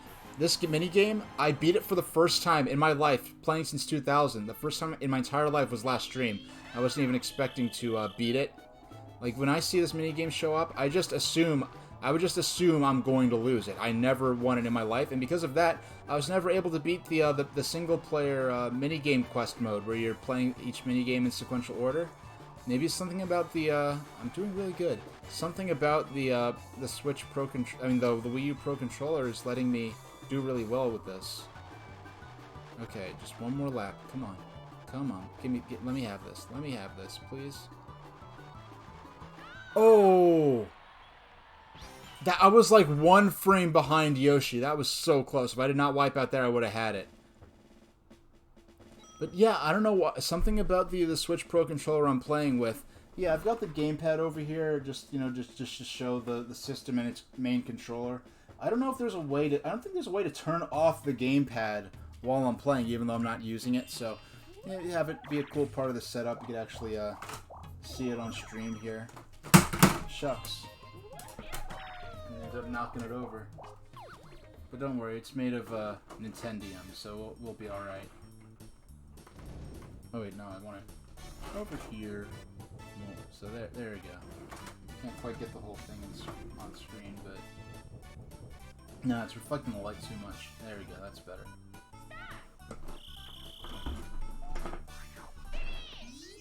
Yeah, Mario Party 2 was one of my favorite games growing up. I never owned it. I would just rent it from Blockbuster Video. Yeah, like, so many of the games I played on Nintendo 64 and on the original PlayStation were rented. I owned very few at the time because the games were so expensive, especially the Nintendo 64 games.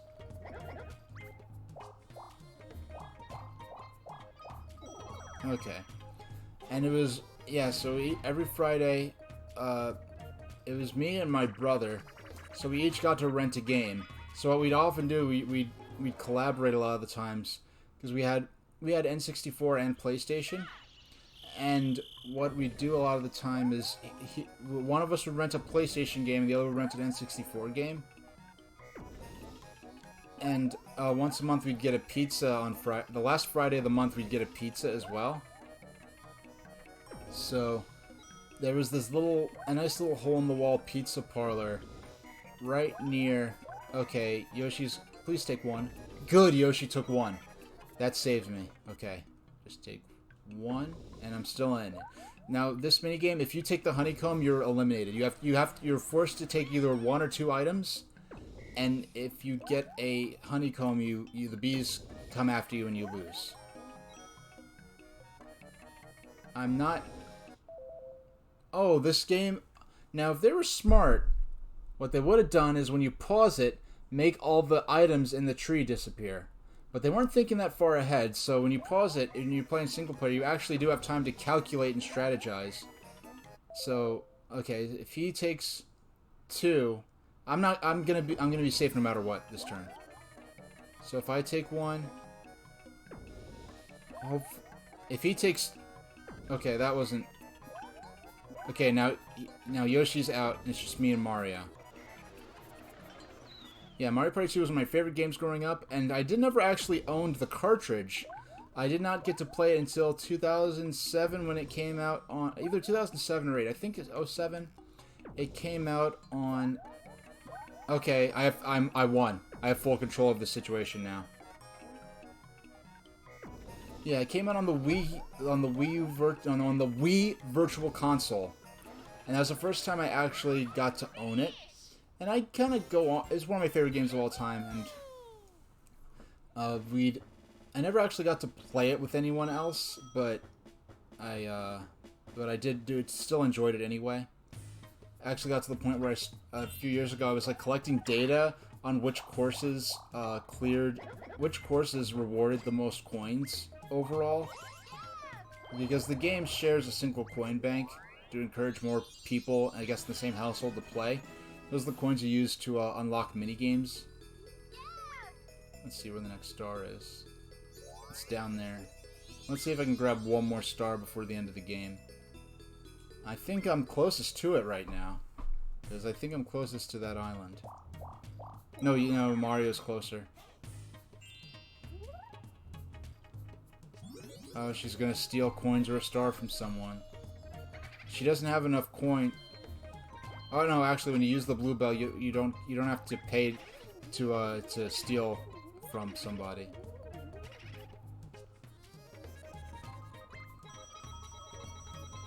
You know, I never really thought about that before. When you use the boob... Okay, when you're in high school, the rec center, you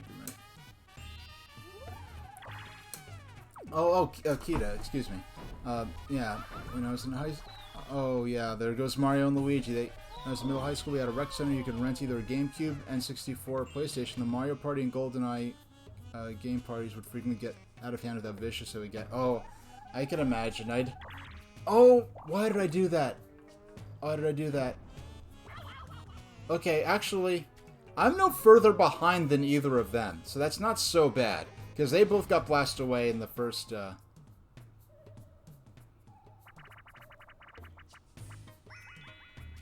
Yeah, for all the things that can be... Now, this game I never win. You have to press A and B simultaneously to wind up the Shy Guy. So you probably have some recollection of this if you play... I don't know if you actually played it, but I know if Mario Party games were being played back then. But you have to press A and B simultaneously. It's not A, then B, back and forth. And the way to cheat with that, especially on a Nintendo 64 controller with those flat buttons, you'd get a spoon and slide the spoon back and forth over the buttons. But, yeah, they want you to press A and B at the same time. I mean, my button covers both buttons. My thumb covers both buttons. Oh, new record by like an inch. You could very easily just tap those buttons, and I don't know why. Something about the way... I don't get it. It just does not work for me.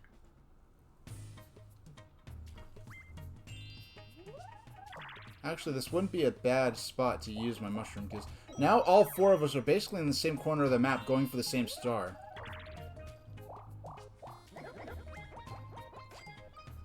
We all have enough coins to own the star. I mean, enough coins to buy the star. Okay, so Mario has a chance to get an item. And this minigame, this minigame's so simple that you have to not be paying attention to get an item. But I never really considered the fact that apparently it doesn't cost coins when you use the Boo Bell to actually use Boo. Or maybe he only gives you coins. Now that's the plunder chest. That lets Mario's going to be able to steal an item from another of the players. You don't get to choose which item, but I'm the only Okay, I'm the only character who has an item. So next turn, and I'm going forth. If Mario uses that plunder chest, I'm going to lose my golden mushroom. And the golden mushroom's going to give him a huge advantage in getting to the star quickest, so I'm going to use my mushroom now. Normally I'd use it close to the bridge to eliminate the possibility of... Okay, if you have good time, you could actually get the number you want. From Mario Party 3 on, it's either from Mario Party 3 onward or from 4 onward, the animation has no bearing on what you'll get. When you hit it, it's actually random what the result will be. Okay, 9. We're good. Okay, we're good so far. We're definitely going to get, unless we get a 1. No, we're going to roll 3, so we're definitely going to have an advantage over just rolling 1 block. Because it sucks when you roll, like, a 3 and a 2. Because you could just roll... Okay, 3. We want higher than that. 10. Okay, this is a nice... Gonna get 22 spaces. We have a lot of coins, so...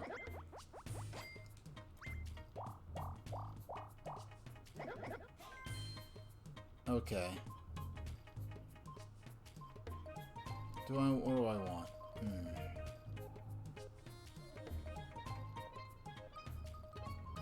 I'm not gonna get an item because Mario's just gonna steal it.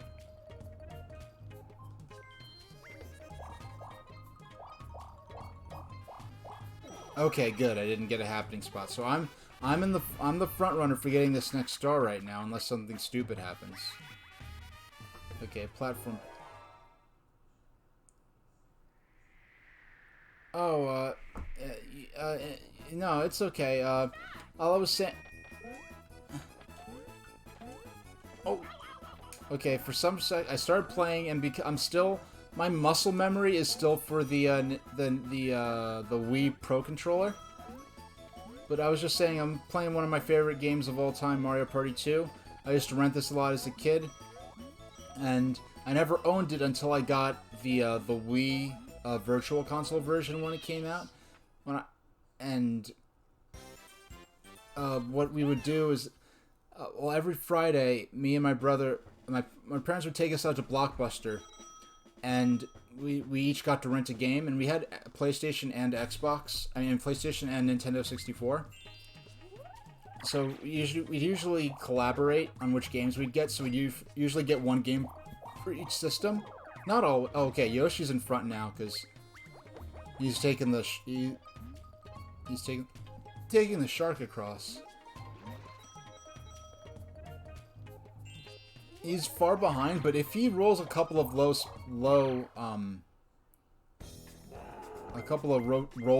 if he gets a couple of low rolls, I could end up gaining on him. 10,000 coin present. People used to get in... yeah, that's crazy. Yeah, so maybe if that's what it's really like, I never, perhaps it's better that I never got to play with other people. But... Okay, 9. Okay, we're doing good. Don't pass. Now I'm ahead of Yoshi. Oh, am I about to... Hold on. Am I about to hit a happening spot? 1, 2... Okay, no, I'll be halfway across the bridge. I'm safe. Now, Yoshi gets to go first, but... Yeah, I couldn't...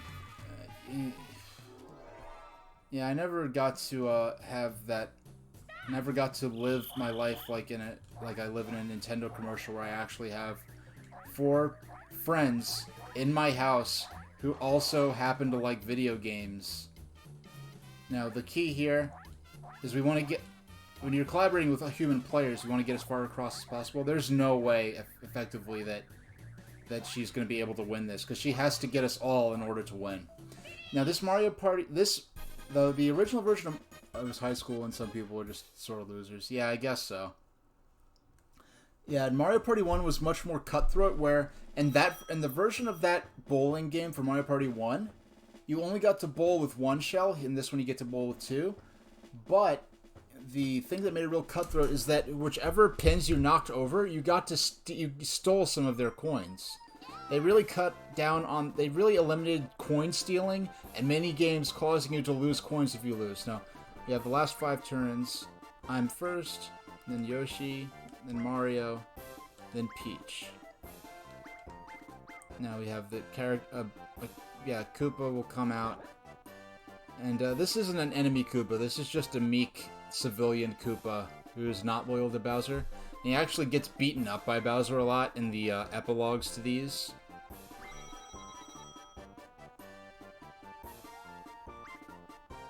Now it's the end of the game. All blue and red spaces will be doubled to 6 coins. And if 2 players land on the same space, a dual minigame will begin. So... Yeah, the last 5 turns we go into a sort of bonus mode where there's a lot of opportunities to win or lose coins. Oh, that's not me. Yeah, I am playing as Luigi, if in case you couldn't tell. Hey, I just realized... Hold on, where is... My layout...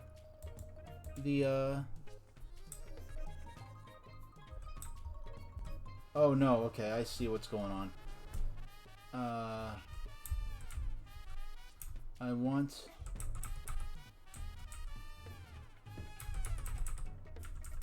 Okay, I just have to move my webcam.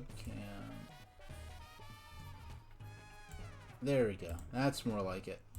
Yeah, I did not notice that. I'm sorry if that was bugging anybody. I mean, obviously no one in chat mentioned it, but... She's going for the magic lamp. So, she doesn't get to use the item. When you buy an item, you don't get to use it until the following turn. Let's see, if Mario... Okay. If Mario's going to use his plunder chest to steal the magic lamp, and when the rules in this, it does... You can't immediately use the item you steal, so he's gonna go ahead. He's gonna grab the.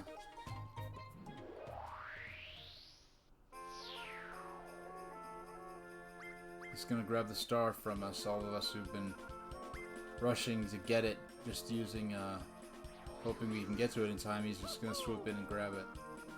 But one of the respawn, 3 of the respawn points were. 3 of the spots that the star could appear next are still along this path, so there's maybe a 50% chance that I could still be on the path to getting another star. No, it's gonna be over here. Yeah, it's gonna be a long... If my best case scenario would be to get a 1 here. If I were to roll a 1, I'd land on the happening spot. And in landing on the... well, this is locked in. This is permanent. This can't be unbraided unless you're like some kind of... You can't unbraid this, pretty much, you know. So, yeah, this is, you know, just locked in. And, you just twist it. You just twist it with, you know, traditionally beeswax would be used, or there are lots of different products that could be used to twist it when you twist it to help it lock. Because if I let it just keep growing, then it would eventually just be a weird afro with braids on the end, which is... But so okay, no, I got a 2. I wanted to get a 1, so yeah, shucks. But actually, I think in a few spots that there's an opportunity where if I land on the space where the shark comes, I actually will be able to pay to go back across the moat. Okay. And this is the opposite of the tile flipping minigame. Here I want to get as high as possible. And because when you get as high as possible, that makes your ground pounds more efficient. Yoshi's gonna win.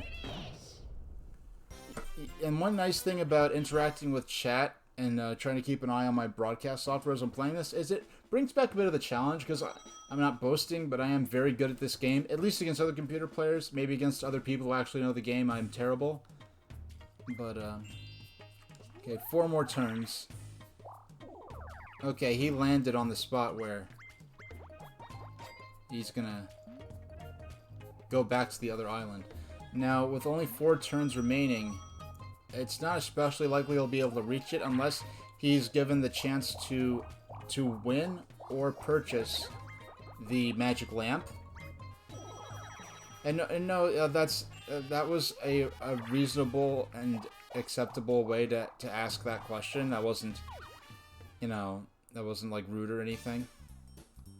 So now Mario could get a magic lamp here if he wanted to, or if he does. Now this minigame, this is the easiest of all the item minigames. When I get this minigame, this is the item minigames. Oh, he's going straight for the magic lamp. The item minigames in Mario Party 2 are themed for the game board map you're playing on. So here it's about barrels shuffling around because it's a pirate sort of nautical themed area. Yes, I'm gonna go across too. Oh yeah, you don't even have an option, you're forced to. And I know one thing that shocked me when I went back to this, I was kind of used to Mario Party 4. Mario Party 4... Just going through your older YouTube. That writing says Nintendo. It is not Chinese, it's Japanese. But it says those are the characters for Nintendo, which I think in Japan the characters have a lot of the characters have meanings as individual words as well as the sound they make. And so Nin, Ten, and Do, those 3 characters mean entrust, sky, and company. So, yeah, I got a little towel I got at the Nintendo World Store. And, so... Why am I betting that much? I don't want to bet that much. That's a little wacky. I have to play for at least 50, wow. Yeah, that was kind of my second era of YouTube when I had the curtains behind me. Some of my earliest videos were actually on Google Video, believe it or not, back when that was the thing. I actually posted a link. Yeah, unfortunately, chat wasn't too active, so I have it here. Let's take a look at it. I actually have footage I took of when they were testing. I was at Nintendo World for E3 2006. I was there the night before. They had this was before live streaming broadcasts were a typical thing on the internet, so they actually brought in a satellite dish, a diesel generator powered satellite dish into Rockefeller Plaza and ran like this huge thick cable into the Nintendo store so that they could show people the E3 presentation live. And when they were testing the satellite feed, I got to see Reggie, Iwata, and Miyamoto on stage rehearsing their speeches. And in the middle of that, they started playing Wii Sports Tennis on stage, and they actually showed it. And that's the first time I saw Wii Sports Tennis, or Wii Sports, because this was before the Wii was revealed. This is before Wii Sports or anything had been revealed other than Red Steel, which had the... Okay, A, B, C. Okay. Oh, I messed up. A, B, A. It's disorienting because I don't know, I don't know if he has to complete the animation before you can actually complete the commands. Yeah, I'm in a different region now. But I grew up in New York City, and then I'm originally from Far Rockaway, Queens. And then I lived out on Long Island, which is the island that extends east of New York City. and now I live elsewhere. Yeah, I had easy access to the Nintendo World Store. Somewhere different entirely. I am no longer in the New York City metropolitan area. It's about as detailed as I'll get for now. The rest is a state secret.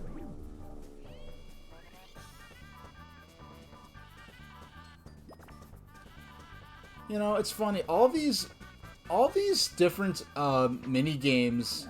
Whenever you hear them, you just imagine all the wacky scenarios that are going on as you hear these different melodies that go with the different mini games. And now in Mario Party 1, this mini game wasn't about you only got to capture one player, and whichever player you picked, you'd steal a lot of coins from them. In this one, they made it so that you had to grab all three players, and if you grabbed all three, then the person operating the crane would win. But as far as the AI goes, if you're not the player when you're playing with AIs at least, if you're not playing as the person with the crane, you're pretty much guaranteed to lose.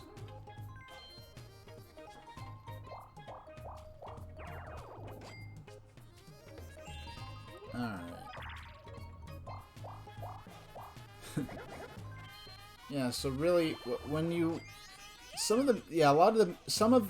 certain number of the mini games in Mario Party 2, they polished off mini games from Mario Party 1. Yeah, Chance Time is something that was in Mario Party 1 as well. I remember it happening more frequently in Mario Party 1. Let's see if this is going to involve me or not. Okay, this is not going to involve me, whatever happens. I know when I first played this again in 2007, I was really kind of shocked by the pre-rendered backgrounds, and how kind of, I guess, how static the background... I mean, it's good background art. They did a great job on it, but I was just like... I was so used to Mario Party 4 which was the first Mario Party game on GameCube.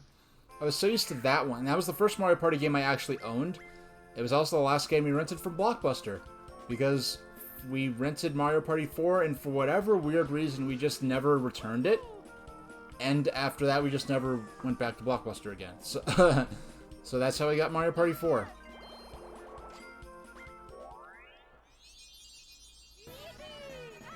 Yeah, I don't know how that happened, but somehow or another, we just never ended up returning it. It's not like I loved Mario Party 4 so much that I wanted to keep it or something. Somehow it just didn't happen. So we just didn't go back. Last time I went to Blockbuster was maybe 2011, because it was right...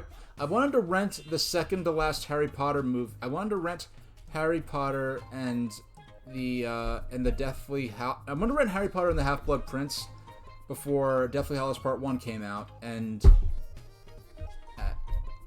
yeah, I still had this notion in my head of renting it rather than just buying it.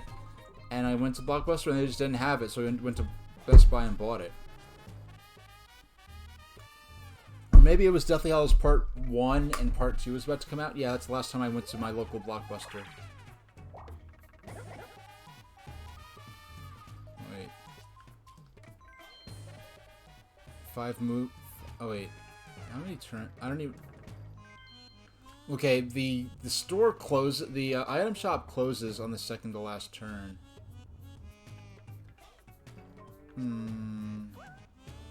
Actually, I forgot. Where's Toad right now? Because someone used Warped using a magic... Okay, so over there's nothing going on there. There's just Baby Bowser. Okay. It's not... Let's go with the Golden Mushroom. Go for the unlikely... I'd have to win. If I land on a... Well, let's see. Let's land... I have one very interesting video from 8 years ago called Virtual Simulation. I don't know what you're talking about. I don't know what you're talking about. I never made a video like that. 1, 2, 3, 4, 5. Okay, 5, 4, 3, 2, 1. Because I'm going to land on the happening spot anyway, I'm going to buy nothing and take the getting the happening space there. So yes, I'm not close. I'm no closer. So I'm set back from reaching the star before the end of this this game, but I'm that much closer to. I don't really know what you're talking about. Virtual simulation. I think you're confused or something like that.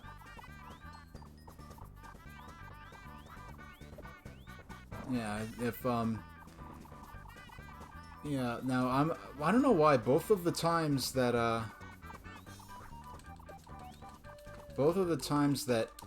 I've gotten this. Come on, why? It's like not registering me pressing A? What the heck is this? He won. This is the first time I ever lost that. Oh yeah. Yeah, I have video links. I have links blocked. But I guess apparently I played that a little. I was being facetious because I know that's like a weird video that's just a bunch of weird and freaky images, like it's like a ghost tape or something like that. So I was just pretending that like the video never existed and you're just seeing things or something creepy's going on. But I actually, the reason, did I? Oh yes, I was. Did I explain that in the? Did I explain that it was a college project in the information box of the video? Because I think when I originally posted, I didn't. I had a lot of viewers at the time who were like, you know, waiting for my next video because, and I just posted that out of nowhere, and everyone was like, "What is this?" Like, and actually, the sound is several. Yeah, I did a project about drug use, and I ended up I made my impression of a simulated drug trip. Yeah, I did a simulated drug trip. Me being every DARE officer's dream student, the good little boy who doesn't do any fun stuff. Yeah, no drugs, no alcohol, none of that kind of stuff. So me having never done drugs, but reading a lot about drug use. For recreational and abusive purposes and medicinal purposes, all kinds of drug use. So I just did a thing about, I just made a simulated drug trip video where I'm just standing there staring at the screen and there's like pictures of like trains crashing and sound effects where people are screaming, and I just used all kinds of weird freaky images. Okay, we're at the last turn. With the I'm in second place in terms of with my star and coin count. I'm in second place behind Yoshi, but I think I'm gonna be able to get enough bonus stars because I think I did win the most coins in gameplay. Like the person who wins the most coins in mini games gets a star. Also, the person who gets the highest coin total, not at the end, but at any point. So let's say at some point I got 200 coins, and no one else gets more than 200, then I'm going to win the coin star. But someone else may have won more coins in the mini games, and that person would win the mini game star. I think that's how it works. So let's okay, this is a tough mini game for me. So let's okay, B's. Dang, I have the gold one too. Something about this just never works for me. I'm never able to... I'm just never able to actually... Oh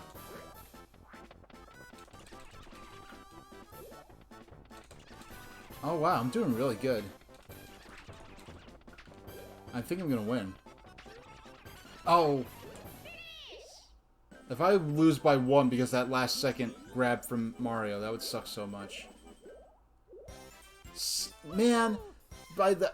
Well, he still would have won because he got that gold mushroom, but he used to get a few coins for being in second place. And we had such large coins. We had so much money going to, paying into the battle that even the second place payout was pretty big. So I still made out ahead. All right, they're gonna duel now.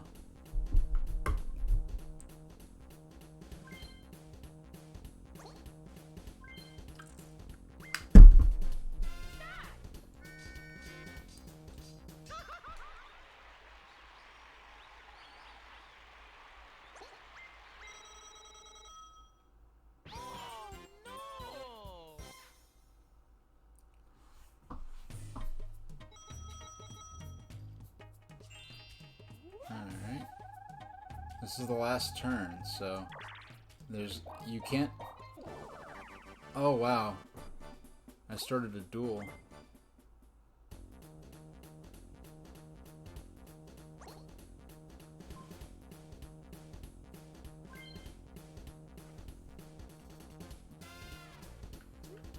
Yeah, I have... Yeah, I guess I have to play for 50.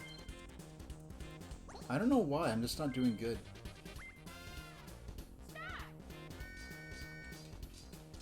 Okay, now I got my groove back. Okay. 50 coins. Oh, I think I have the most coins now. I guess he had a... Oh, okay. All right. There we go. Yeah, I think I have the coin star and the... Yeah, I think I've got the biggest coin total right now. So I'm gonna win the coin, and I think I won the most coins in mini games. So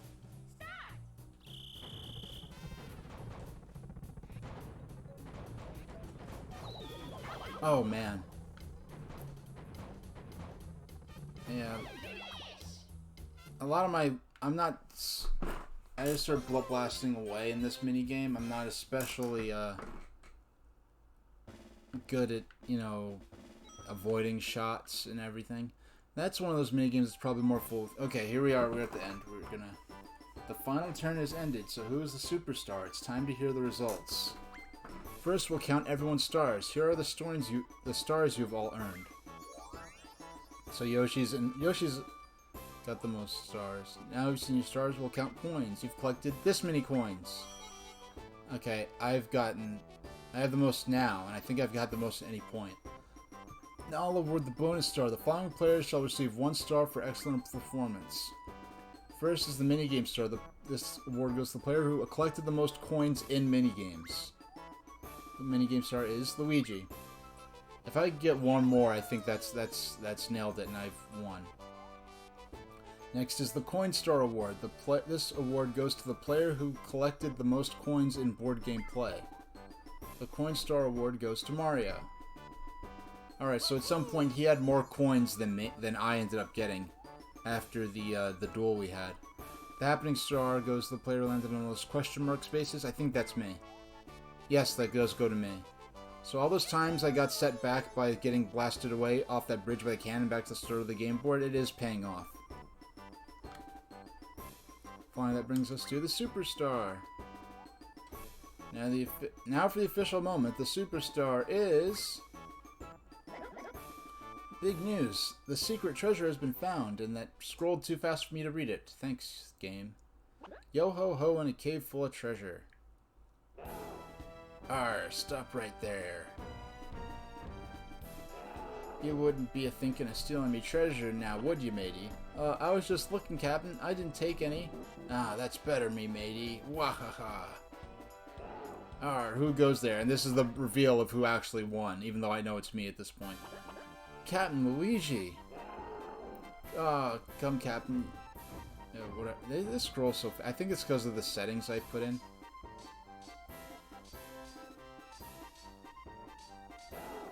Yeah, all these board game maps have a themed ending where... Oh, excuse me.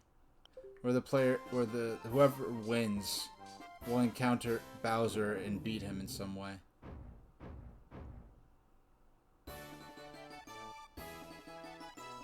Fine then, bully. You could have the treasure. I don't know why he says that, because they make it seem like Luigi came in and threatened Koopa for the treasure, but he didn't. Now, listen to this sound clip of Luigi when he says this. He's like, "Yaha! I did it!" Something about that recording Charles Martinet did. It's like when he's like, "Yaha! I did it!" If he was like, "Yaha! I did it!" That would be one thing. He's like, "Yaha! I did it!" That makes it sound like a confession. He's like, "I did it, and I'll do it again if I had the chance." Like he murdered someone or something. I don't know.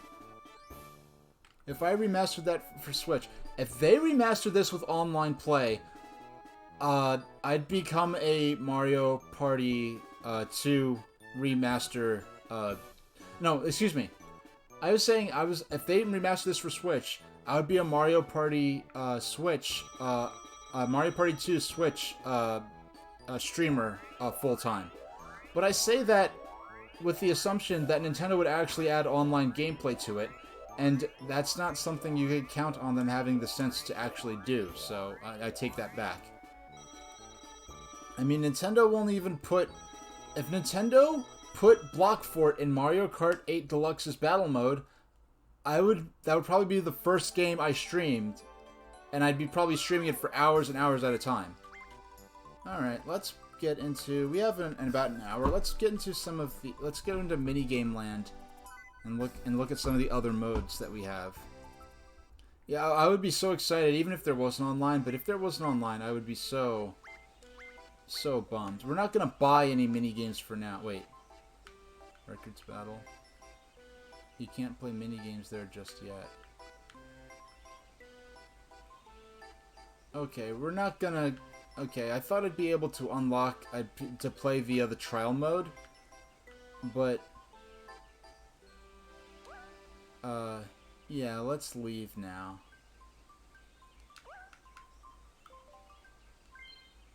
I have 1,158. For reasons I'll explain later, I'm not going to... It's the first time seeing a Mario Party game? Oh, okay. Well, let's get started with another game board then, because that took about when 60 turns took about 2 hours to play through, counting the last stream. So let's go into the second game, the second map in sequential order. This is the second single. There are basically 3 difficulty levels. There's easy, medium, and hard. The 2 easy modes boards are Pirate Land and Western Land. So let's start a game in Western Land, and the next Mario Party stream, which will be next week, because on Saturday morning I will be playing Sonic 2 and Undertale, but I'll maybe stream some more Mario Party 2 next week. When I haven't announced my schedule for that yet, but I expect it'll be Tuesday, Thursday, and Sunday. Tuesday and Thursday will because I know what my schedule is going to be in terms of appointments. So Tuesday and Thursday, probably at 4, are going to be my next weekday streams, and the next stream this week and last will be on Saturday morning at 6 a.m. I'll probably stream from about 6 to 10. I'll be playing Mario Party 2 and Undertale. Yeah, which I'm basically playing for a friend. Now, bonus, you can choose whether or not bonus is those extra stars they awarded at the end. Without those extra stars, there was no way I would have won. And let's see, now, when it comes to the difficulty, there is an extra hard setting, which is what I'd be, yeah, I know it's going to be an early stream, so I've never streamed that early before, so I'll be interested to see what kind of people show up for Sonic 2 for Game Gear and for Undertale. Are these settings okay? Now, there's an extra hard setting for the NPCs, but you could only access that in, like, the trial mode, or not for board gameplay, for just in the mini games. No, actually, I don't think you could choose extra hard for trial mode. You can only choose it in the modes where you're literally just playing the mini games, where you're just selecting and playing mini games, almost in a practice-y sort of mode. So this time we're all dressed up as cowboys. Or actually, I guess really we're dressed up as Old West sheriffs. This is a pioneer town of the Old West. A steam engine's whistle echoes across the prairie. You shall become deputies. It's your job to keep the Wild West peaceful. Your objective this time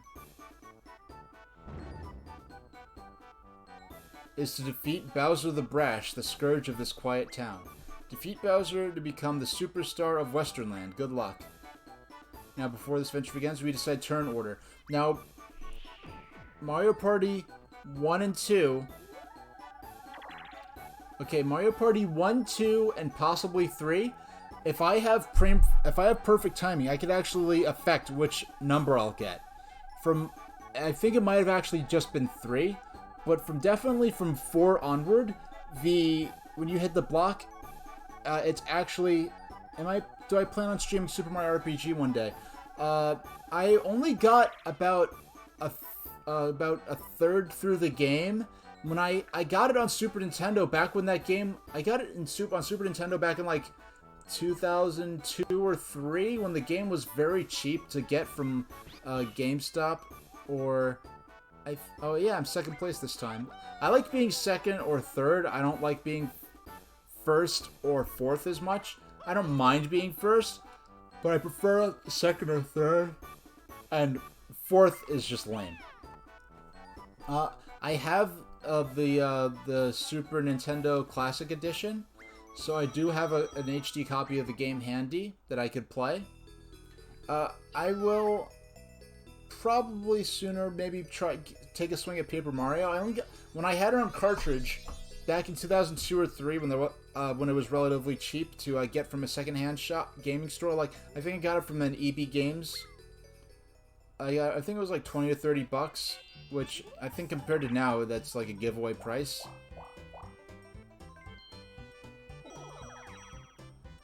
And I only got so far into the game before I got up to, if you're familiar with the game, I got up to Bunt, and I got up to Booster's Tower, and the evil cake boss. Well, it makes it sound like I'm saying like Cake Boss, the television show, is evil. It may be. I don't know. I don't know anything about Cake Boss, but okay.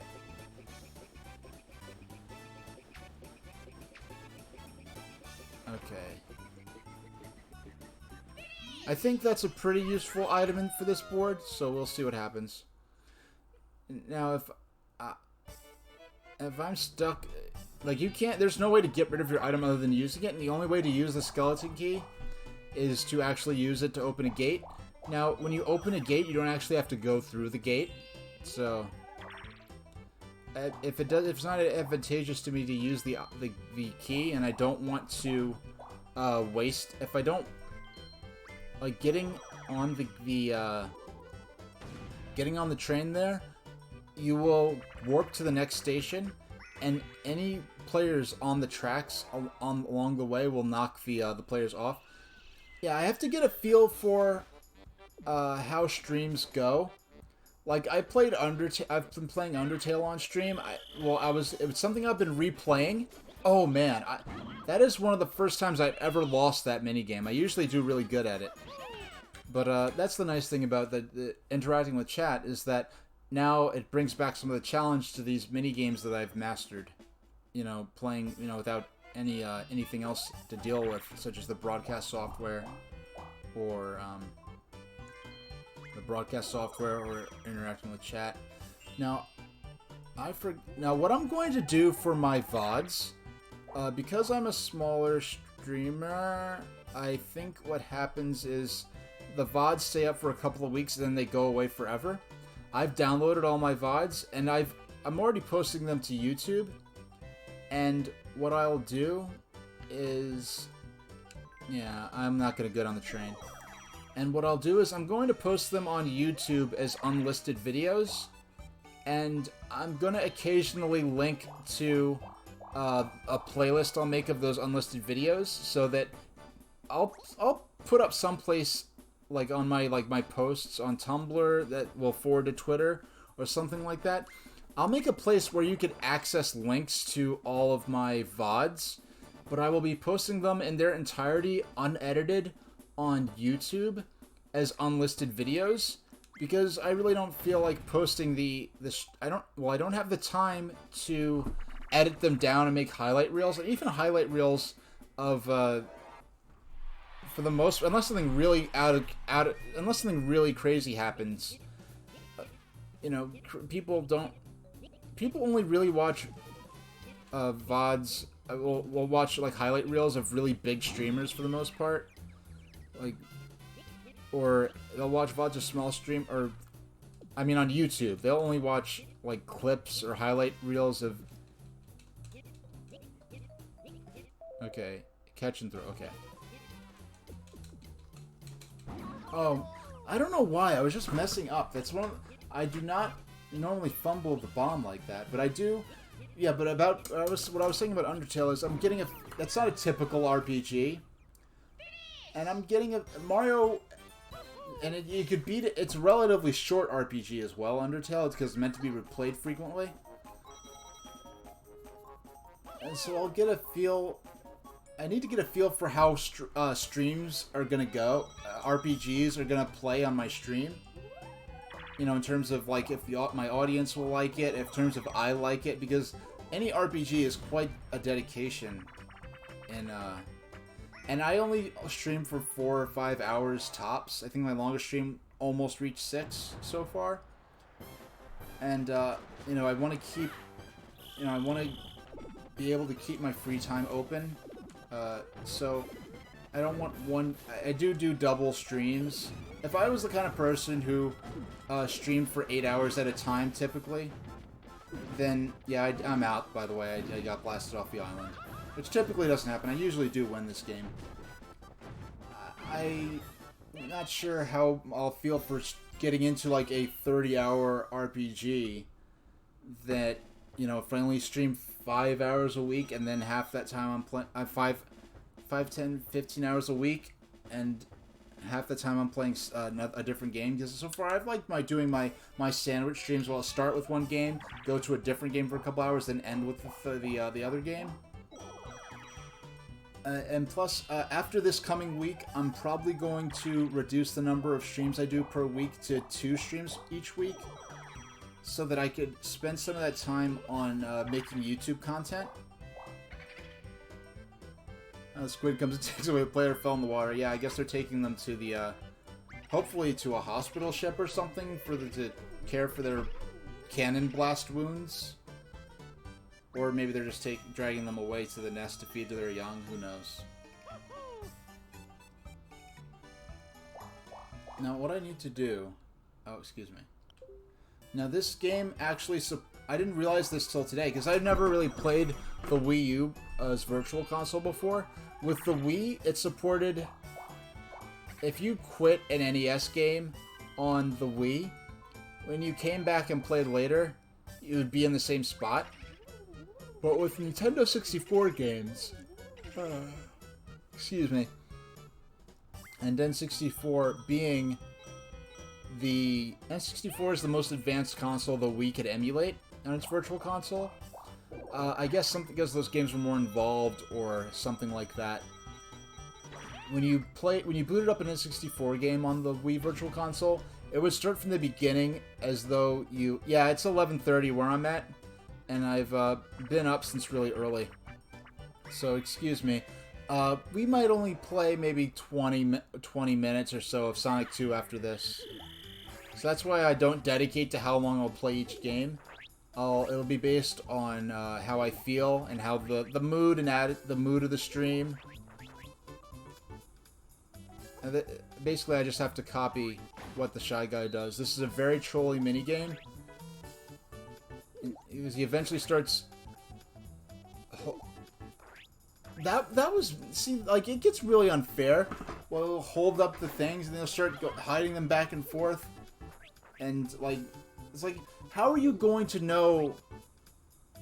To a certain extent, it's just dumb luck if you even can guess which one he's actually going to keep held up. Mocha iced coffee. I'm weird with caffeine.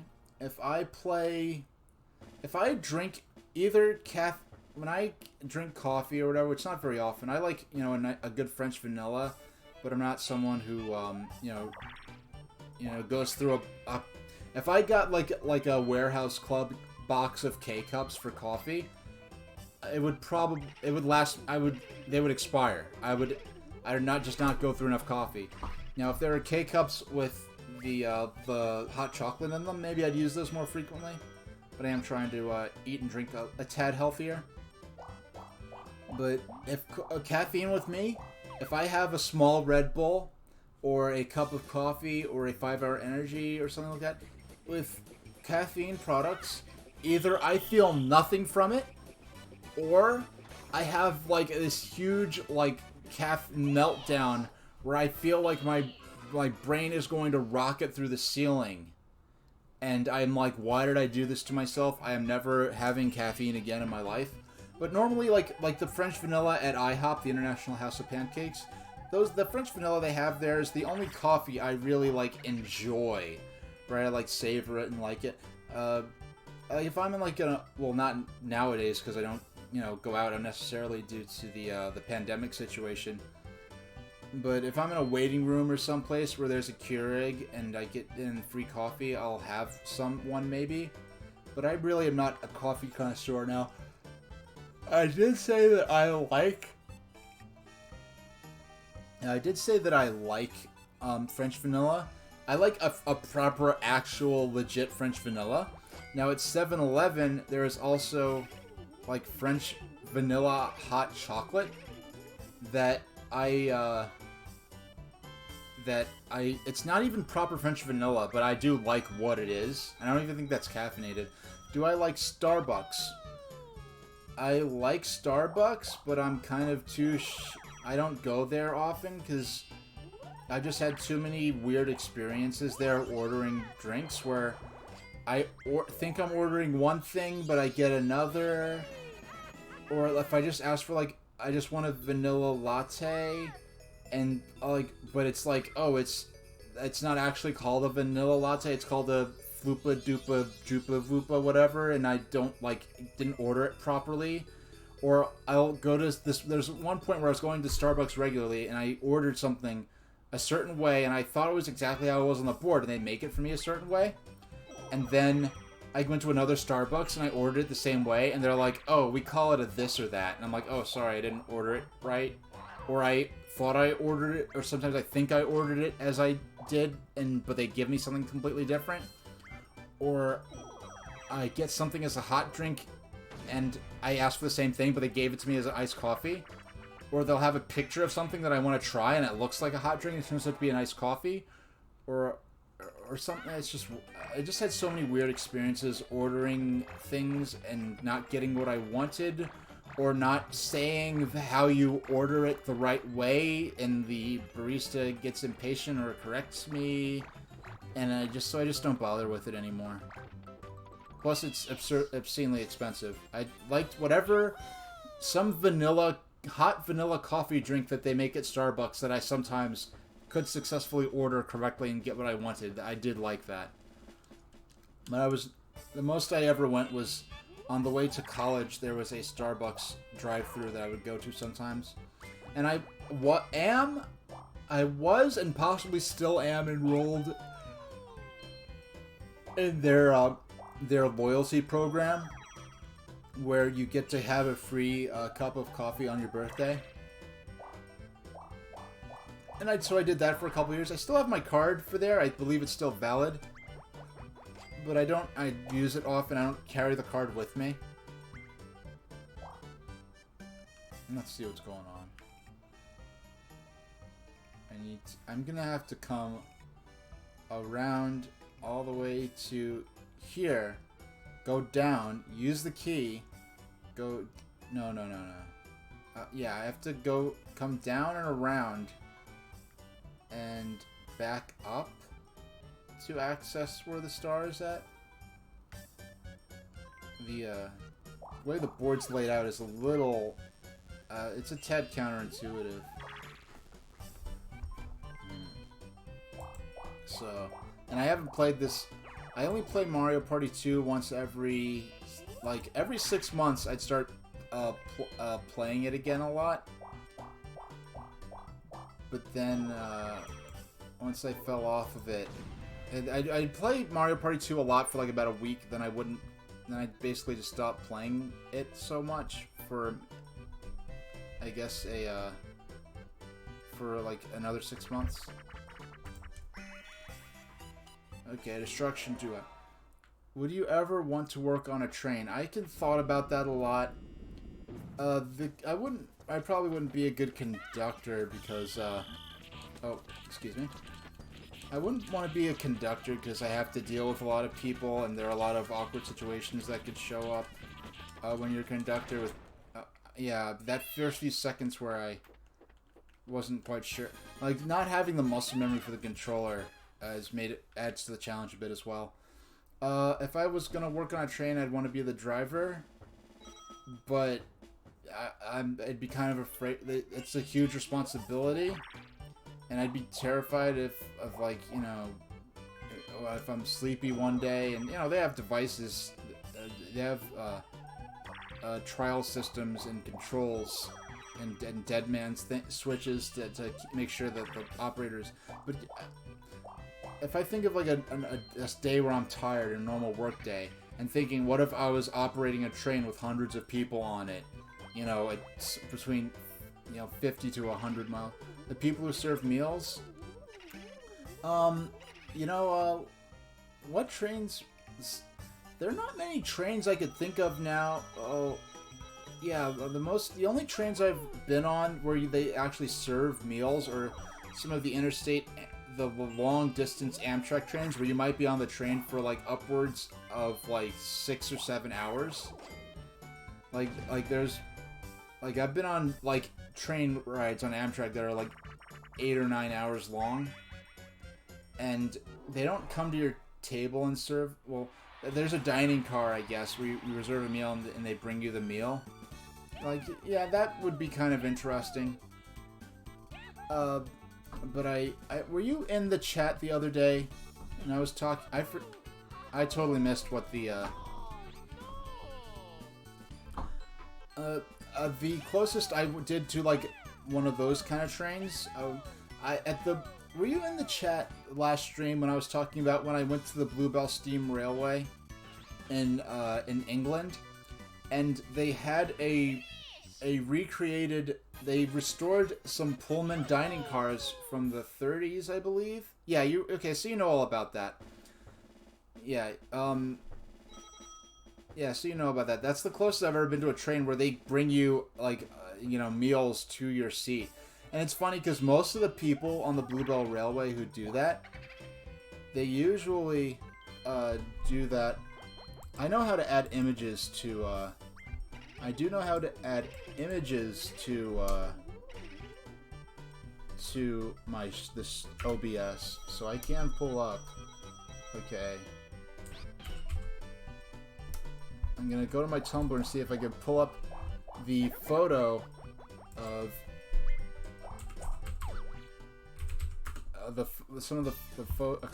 photo I took on the dining train while the okay. Just yeah, that's the nice thing about Mario Party is that I have a lot of free time to go off and do things like that in the middle of the stream. Okay, it's my turn. Okay, 8. 1, 2, 3, 4. What's down here again? Okay, I'm gonna go ahead and go down here just to get rid of my skeleton key.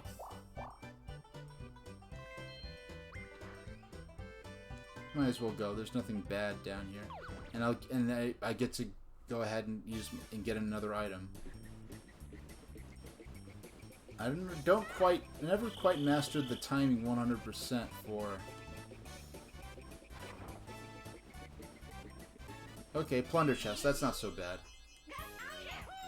Wait till someone else gets an item I actually do want. The Bowser Bomb turns the baby Bowser that's on the map into actual Bowser, and if he runs into you, he takes all your coins instantly. Now, when you get the Bowser Bomb, it plays like a wah wah wah wah sound, like, you know, it's like a bad thing.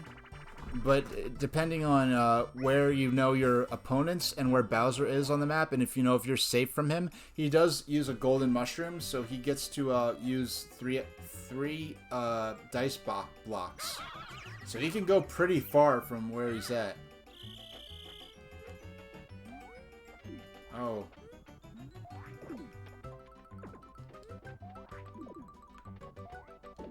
I'm not doing... This is the... Yeah, I normally... Something about that... They scramble your control stick in a weird way there, so you can't walk straight to where the star is. I mean, well, the music note that you're supposed to get. So... I really don't even... So that particular time... I guess it's plus I'm just getting used to using the Wii U Pro Controller for the first time. I'm disconnected for a second, but... so, unfortunately, I'm definitely going to lose this minigame because I got scared for a second because my stream disconnected, but now I'm back. No way I'm gonna win this. No way. That was a total L right there. That was the first ever stream disconnect I've had. Yeah, you get a little mini room. If you could book a mini room, but it's very expensive, and it's very expensive to do that. But otherwise, you could just get a normal seat. Now, any normal, even a regular seat on one of these trains is a lot cushier than like a commuter train seat where you're only gonna be riding for an hour or two. But if you're going like from New Orleans to New York City on a train like the Amtrak Crescent, then you definitely want to book the. You definitely want to get the roomette, as it's called. Okay, everyone's gonna lose some coins in this.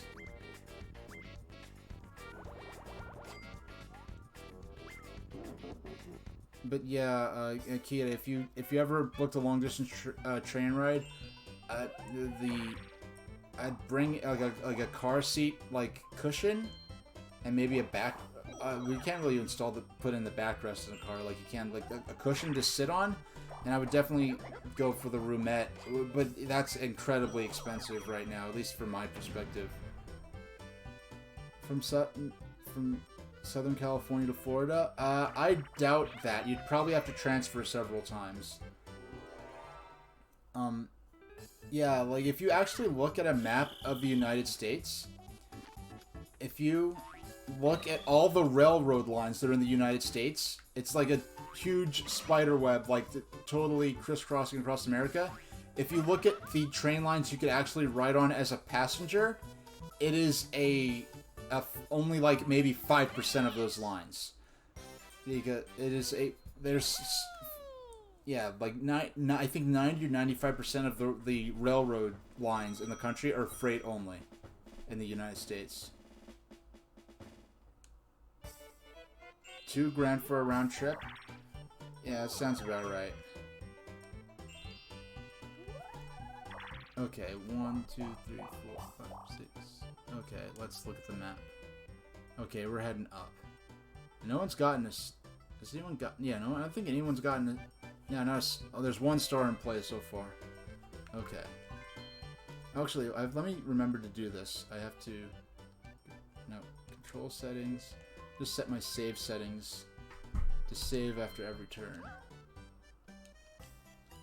Now, I lost the connection before, but the delay on the stream was able to was able to save it before it actually cut off for you guys, so I don't know why it happened. It fixed itself pretty quickly. Now let me go ahead and import some of these train pictures I just downloaded. Image. Okay.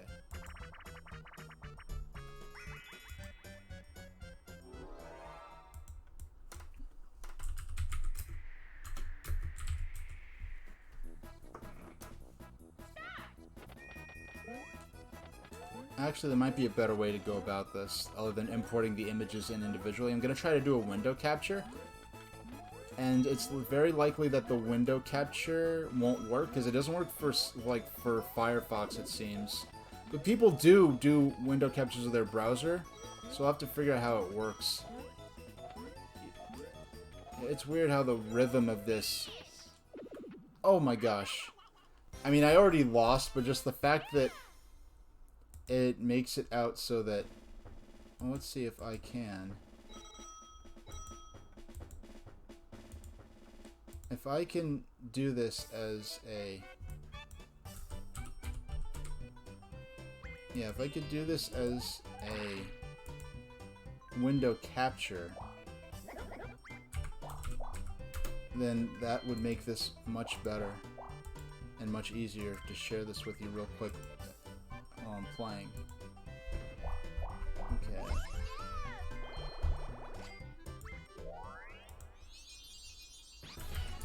Yeah, you go, Yoshi. Good for you. Okay, where's the next star gonna be? Oh, up top. Okay, that's really easy to get to.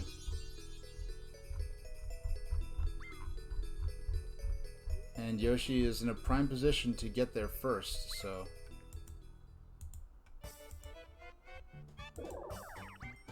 Okay, I was about to say, if he gets a star from a happening box, in addition to the star he just got in gameplay, that would be ridiculous. Which way's quicker? 1, 2, 3, 4, 5. 1, 2, 3, 4, 5. Man, it's pretty much the same either way. Actually, is Yoshi on the railroad tracks yet? No, he's not quite on the railroad tracks yet. If he was on the railroad tracks, and I landed on the happening space there, the train would run into Yoshi and knock him back to the beginning of the map. Was there anything really good up here, especially?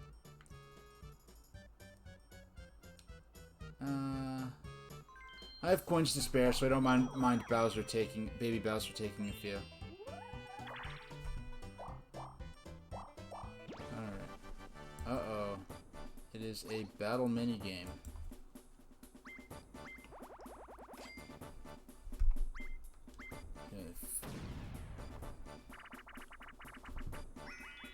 Okay, day at the races. I would rather be Bowser's Big Blast, because Bowser's Big Blast is pretty much a... in both minigames, you have no control over what happens, pretty much. It's just a crapshoot. But Bowser's Big Blast is just one of those... Oh, sorry. I managed to. It's one of those minigames you always come back to. It's a minigame they bring back frequently throughout Mario Party history. I know they definitely brought it back for, I think, Mario Party 3 and 4. Wow, I'm actually doing... I rarely win this minigame. Of course, you only have... It's pure chance, and you only have a 1 in 4 chance of winning anyway. Okay, I was doing good for a second, but I started running my mouth too soon. So it's a minigame that's just pure chance, and you're at the mercy of RNG.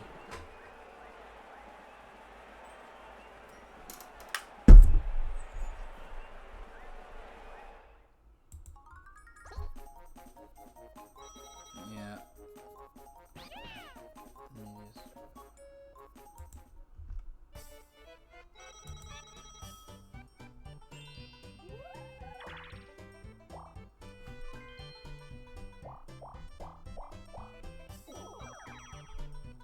Alright, time for the actual minigame. It's 1 versus 3. That's me doing the Luigi's taunt. All I do, my strategy for this, just tap A so that you're spending as little time on the roller as possible that Mario's pushing back and forth, because this is probably a better minigame with human players that could probably be tricked or deceived more. But my strategy, look, if I just keep my air time as much as at a maximum, I very rarely ever actually fallen off this roller. If even one player is left on the roller, then Mario will lose, and the 3 of us will each get 10 coins. And when I play this, the rare times I'm the person controlling the roller, I feel like I have no chance to win. I've rarely been able to actually get everyone off of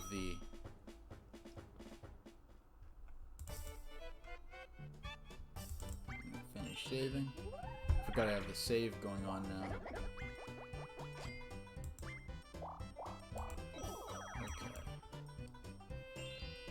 Alright.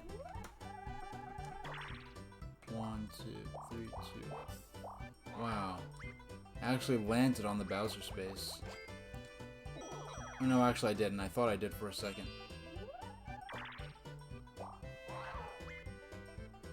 Right now, Peach is in the running for getting the coin star, so... just keeping an eye on those bonuses. I don't think anyone's landed on the happening space yet.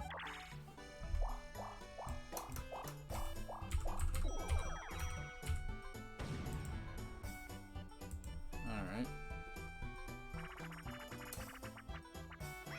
Sneak and Snore. This is a really, really vicious minigame.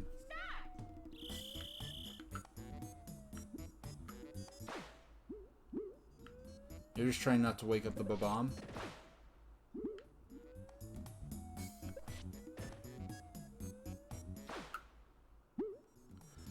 Like if you're going too fast when you let go of the controller, there's a delay to when the Chain Chomp catches you.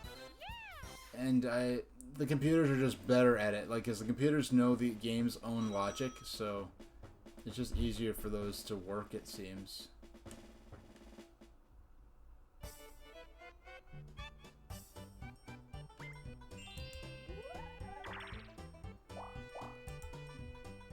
Alright, okay, right now, do you guys actually see any photos, or... okay, I don't know, like, we'll make that go away. I just can't get capture window things to work properly.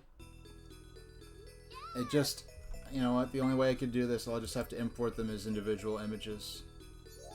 Okay, now, so it's going to be in the lower left.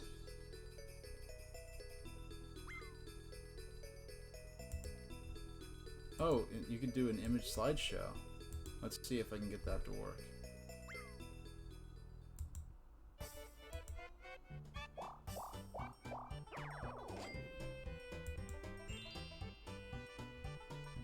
Image file. Okay. I could do an image slideshow. Oh, right, I got 20 coins for landing on the bank space.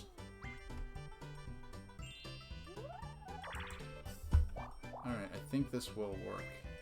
What I'm about to do. Let's go to...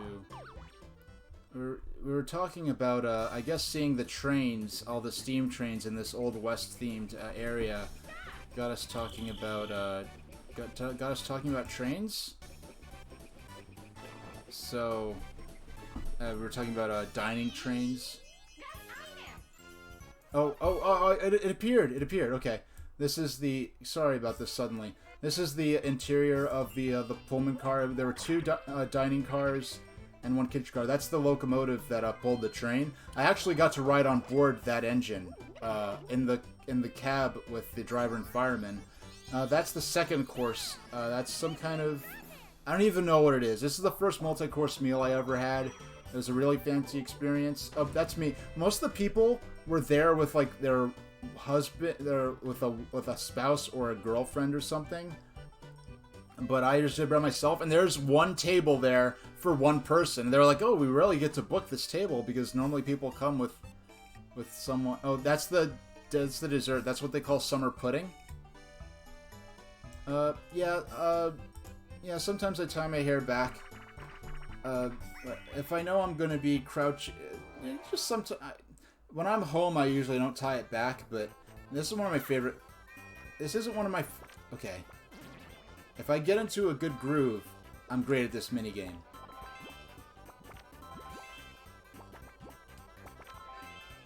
Yeah, sorry, I'm still learning how to incorporate windows and... Okay, shucks. But now I know I could do a slideshow. If someone asks about... Maybe I could... Okay, that's nice. I lost my groove early on. Yeah, when I know I'm gonna be like eating in a fancy environment, I just tie my hair back because it's just easier to eat that way. But mostly when I eat, I normally don't. But when I'm trying to be super formal, you know, yeah, the implications of not being able to see my hair as much, making it being considered more formal, or, you know, I had mixed feelings about that, but for practical purposes, like, when you're, you know, when you're eating something like soup, where you know, it's just easier. But like I said, I usually don't tie my hair back. I haven't tied my hair back to eat something in ages, but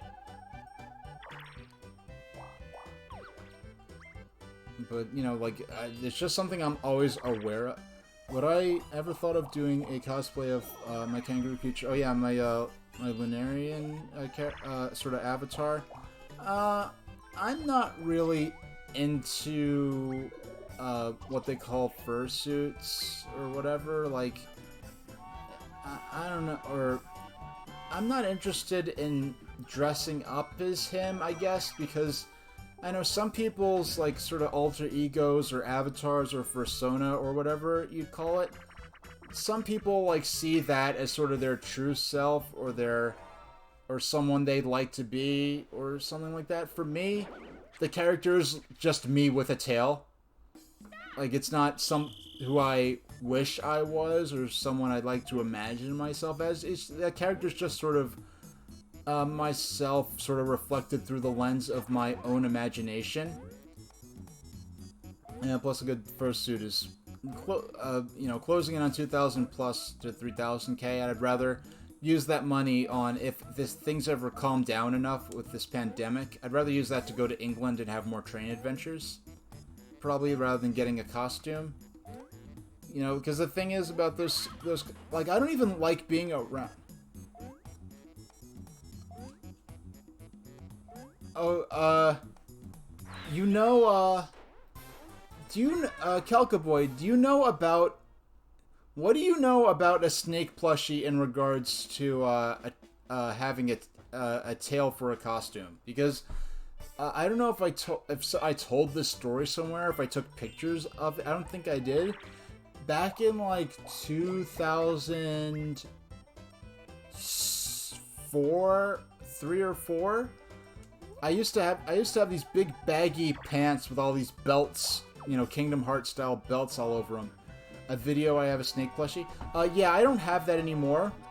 I got that at KB Toy Stores years ago just because I saw it. It's like, hey, it's a big snake. I got it. I really don't even like plushies that much. Like, I don't like dolls and plushes so much. I don't collect them. The only thing I have like that now is like a plush. I have a life-size plush Snivy. And that's the only thing like that I really have anymore. But I took that snake plush. It was like Halloween. I don't really wasn't into costumes and stuff, really. But what I did was I took that snake plush, and I had these big baggy pants, and then my friend was having a party for Halloween. It was supposed to be a costume party. So I just stuffed the snake down these big baggy pants I had, and then just had the back of the snake coming out of the back of my pants, and just made it like I had a big snake tail. And people were, I don't even know, it wasn't even any particular character or creature I was supposed to be. The idea was just that I had a snake tail. It's something I just threw together just so I could be at this costume party. And people were blown away by it. I don't know why. People loved it so much. And, like, it's... Oh, come on. There we go. It's not even, like, it was, like, I don't have any, like, in-person friends, like, back then or now, really, that are furries or anything. So it wasn't even, like there were a bunch of furries, so they just thought having a snake tail costume was cool. For some reason, it just looked really cool and convincing, and everyone was really impressed with it. Wow, that was like a matter of frames separating the three of us all getting the... I faltered at the beginning, and those few frames cost me the mini game there.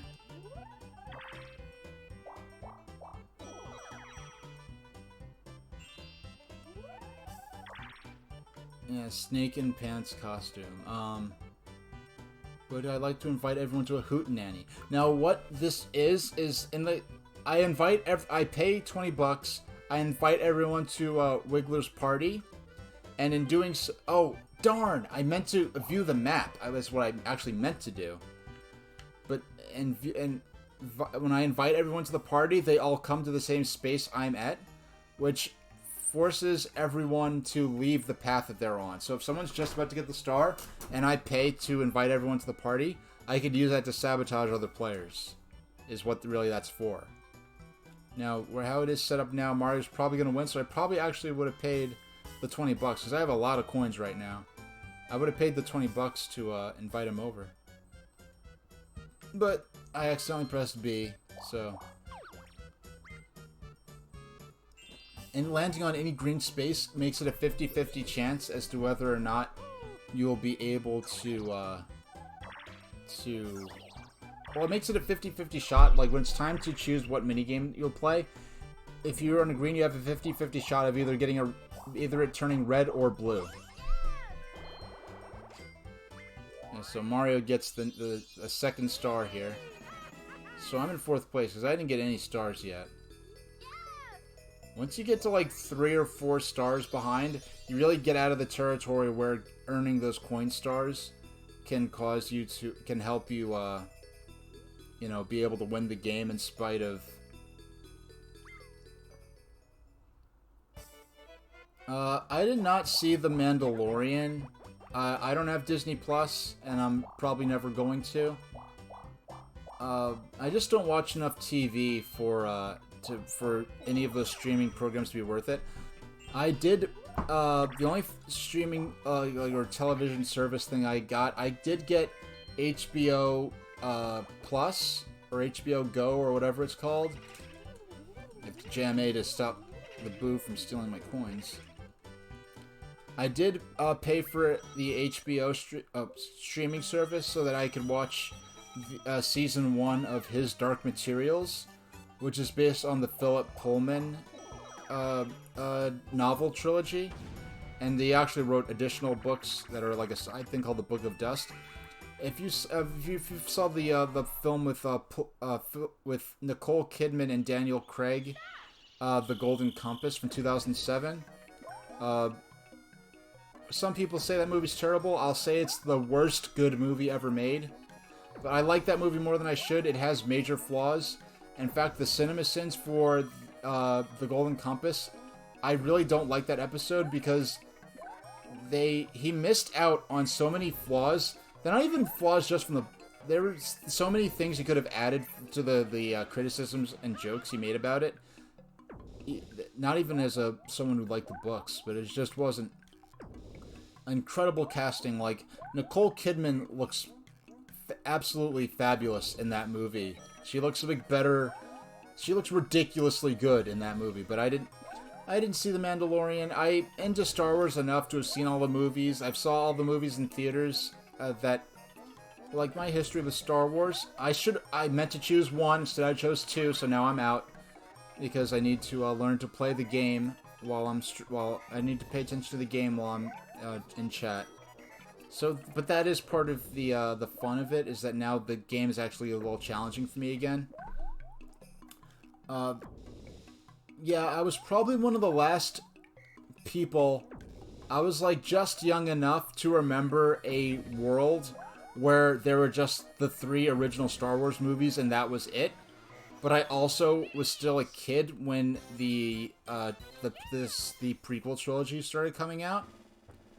So I just remember when there was just those episodes 7, 8, no, 6, 7, and 8. No, it was episodes 4, 5, and 6 for the original trilogy. So I remember a world where there were just episodes 4, 5, and 6, and there were no prequels and no sequels. So yeah, so by time 99 came around, I was still you know, a kid. So I remember knowing what came before, and not knowing what they made up after the fact, you know, with the Disney movies. But I heard The Mandalorian was good, so I was into Star Wars enough to see all the movies as they came out. But I never really watched, like, you know, I watched the Clone Wars, the Cell animated series, where it was just a bunch of little shorts. I never watched the computer animated Clone Wars series, which I heard was excellent, but I was just never that into Star Wars. You know, I watched like theory videos and stuff like that, you know, after, you know, episode 7. But I never got, like, super hardcore into it to the point where I, like, was watching all the side series on the television series and stuff like that. But given that I heard a lot of people were really disappointed with the recent Star Wars films, so even a lot of those people were still enjoyed The Mandalorian a lot. Someone I know, like, they saw The Mandalorian and they thought it was kind of lame, but then they liked the Star Wars animated series. They liked Picard, Star Trek Picard's, but they didn't like The Mandalorian as much. They thought The Mandalorian was kind of weak. And it's funny because most people I heard, the general consensus I hear is that that Star Trek Picard was really weak and lame, but The Mandalorian was good. I think my experience with Disney Star Wars, I really liked Episode 7. There were a lot of things they could have done a heck of a lot better in terms of the basic fundamentals of telling a story and planning things out. But if Episode 8 and 9 were no worse than The Force Awakens, I don't think we would have had the sort of revolt that happened in the Star Wars scene following Episode 8. I liked Episode 7. It wasn't the best. There were things they could have done a heck of a lot better. But if that was as bad as it got, we wouldn't be in the situation we're in now with dissatisfaction with Star Wars. I'm gonna lose. Oh, no, actually, there's another lap still. To focus for a second. Okay, I lose. Yeah, well, the fact that I don't think Rian Johnson's a bad filmmaker, but the fact that they let the fatal flaw for Disney Star Wars is that they did not, from the beginning, dedicate to a single creative vision for, okay, these are the 3 movies we're going to make. This is the arc of these 3 characters, and this is the storyline we're going to have. Apparently they had some kind of they threw away the George Lucas outline from the outset. And then just the fact that, okay, even if you're not going to use the concept that Lucas had for a sequel trilogy, you're not gonna have, when you've paid all this money for this franchise, you're not going to dedicate to having a single creative vision that's going to span 3 movies. You're just gonna, okay, you're gonna have one movie, then Rian Johnson comes and you let him throw whatever plan they had away and just do whatever he wants. Like, how did they think that was going to be a good idea? Yeah, so I mean, like, Episode 8, the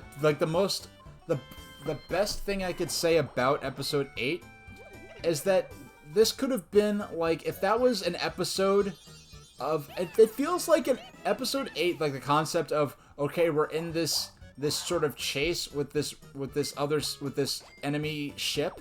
It feels like Episode 8, that concept of being in this sort of low-speed chase with another ship that's, you know, gonna destroy you.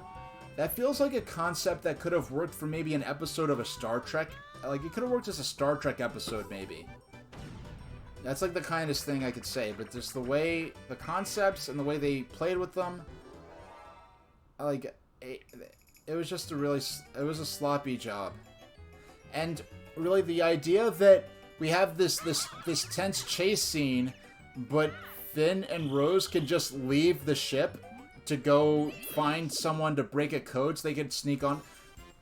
The idea of being able to leave this pursuit in progress, just leave and go somewhere else, then come back to the chase, just really was kind of wacky. And, like, fuel was never a concept before in a Star Wars movie before this. And now all of a sudden fuel is supposed to be into this important concept in starships. And then, okay, it is time to move on to the next game. We're going to be able to stop right from this point, but I'm going to set the timer for another 5 minutes. We'll play a half-hour because it's already midnight. We'll play maybe just 20 minutes of 20 minutes of Sonic the Hedgehog 2, and then we'll call it a night. So, okay, we're gonna turn off the console there, and we'll just set the timer. Just give me 5 minutes to take a little stretch and change the background for to change the layout and just switch the consoles over. So I will see you in 5 minutes.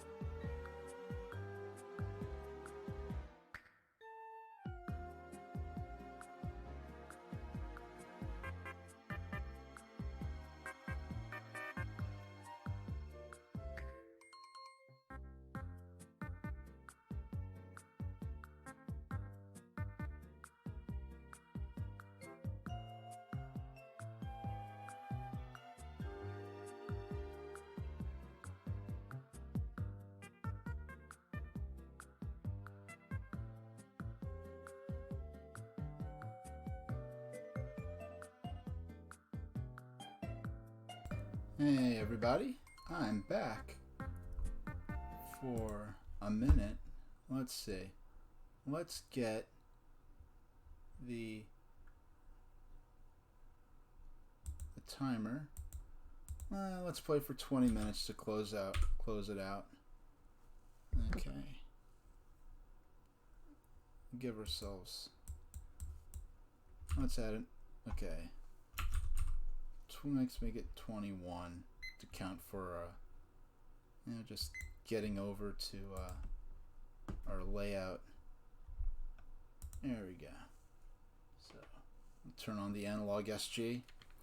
Yeah, just briefly going back to if I'd ever dress up as my my Lunarian sort of alter ego. Yeah, it's not really quite for me, and I really don't even like actually interacting with costume characters, or like when I was a little kid, when I was 10, my grandmother and my mother took me to Walt Disney World Resort, and my grandmother was really into making me get autographs from all the costume characters, and I was just not feeling it. I wasn't scared of them, but well, first off, in the ones where it's more like, where the characters, especially with the characters that are more like Goofy or Mickey, where it's like a full body, like, mascot suit, like, those were suits, those things especially, I just didn't like, well, I wasn't scared of clowns, but I didn't like interacting with them when they were, like, out in public or whatever.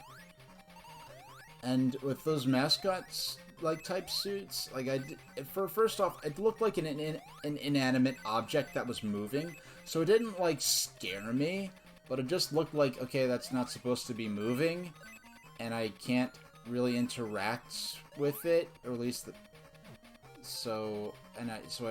and I know it's not actually Mickey Mouse or the Mad Hatter, or whatever character costume it was, and that's kind of how I also feel about, about when it comes to, like, fursuits. It's not something I was really ever interested in, or, like, there's some out there that have cute characters and they're good performers, I guess, based on just videos I've seen of other things I've coincidentally watched, because I don't really go out to watch, I don't watch people in fursuits much, I think, or, yeah, it's just not my thing. There was one of the only, like, suits I really saw and liked, someone in Japan made an astronaut cat character. I know if Kid is in the stream and listening, I know they've definitely seen this suit out there. And something about the face was a lot better or more appealing than a lot of the Western fursuits that I've happened to see pictures of. Because like I said, I don't see a whole lot because I don't go around looking for pictures of fursuits or mascot suits or costume suits like that. But someone in Japan made an astronaut cat character suit, and I feel like that actually worked because the character is in a space suit, so the suit aspect kind of worked, because there's some that are really awesome, but even most of the ones that are really awesome, it's just not my thing. But something about this one suit I saw pictures of, it was an astronaut cat character, and the suit was made in Japan, so I guess the face and stuff had a very different sensibility than what I guess a lot of the American costume suits are sort of go for a more mascot-y looking suit, whereas this one, it just had a different look or feel to it, where I actually was like, okay, it's not my thing, but that one actually, is something I'm more interested in. Yeah, a lot of drama around, yeah, it's more stylized realism, and like I said, the fact that the character was, in the context of the character's existence, they were actually supposed to be a smaller creature that was wearing a large, bulky suit to protect them from the vacuum of space. That aspect of it actually, I think, helped the suit look of it feel more believable, or something like that. Now, speaking of space, they're going to try to launch do the first crewed launch of the Crew Dragon tomorrow on Saturday. Wait, tomorrow's... No, excuse me. Tomorrow's Friday. I'm getting too excited. I want it to be Saturday already, so that they could maybe have a second go at launching the first human-occupied private spacecraft, and the first human spacecraft to launch in America since 2011 when we did the last shuttle flight. That'll be exciting. Let's see if we can get past Act 3 of this even once. I'll be really happy. Let's see if we can beat the boss even once. And if we do, I'll turn on. I'll go. I hate doing this because I won't be able to have it appear on stream. Actually, I can. The only way I could think of to have it appear on stream is if I switched back to the Wii U and... Oh, shucks. If I switched back to the Wii U and pulled up a strategy guide or maybe a PDF of the manual or something like that, you know what? If we beat this boss, I will see if I can download a PDF of the manual and be able to display the to capture the window in stream, because I've done a few tests with window captures where I can actually get it to work. Like the my timer down there, my countdown timer to the end of the stream, that is a window capture. That program works fine with it. But YouTube, and when I try to capture a video that I have on the computer in VLC, my video player, those, or VCL or whatever it's called, I think it's VLC. But the VLC is something very different. It's, oh gosh. When I try to watch videos or pull up Firefox, it only appears on screen as just a white or black box where the people can't see anything. And when I pull up the Sudafed commercial that I show, that as part of my story of how I ended up getting this game, when I pull that up, I actually cannot hear the sound in SLOBS. I just see the video, but apparently the people in the stream can see it. I found that out. I did a recording without going live, where I pulled up the video and I watched the video playback, and I did do the normal. It would be the ordinary. Yeah, that's why we're only doing another 13 minutes. I'm pretty tired at this point. I had to actually take a nap in order to function throughout the rest of my my productivity allotment time earlier, which is not something I normally have to do, but I was like falling asleep as I was working. Oh my gosh. Yeah, this is probably just going to be a bunch of me, going through the first act. Yeah, I'm going to find a way to pull up have the manual on screen. Because I would like to incorporate the manuals as part of these Game Gear streams, because a lot of the lore you only got through the manual. Even into the N64 and PlayStation era, the manual is important for a lot of the lore, just understanding the storyline for the game and understanding the plot. I remember when, Rayman Legends, Rayman Origins rather, was the last game I could really think of where as I understand, where the lore and storyline for the game, where you needed to read the manual to get any of that. Because I know Rayman Origins, when it was first announced, was like, oh, this is going to explain how Rayman was created in his first adventure and everything.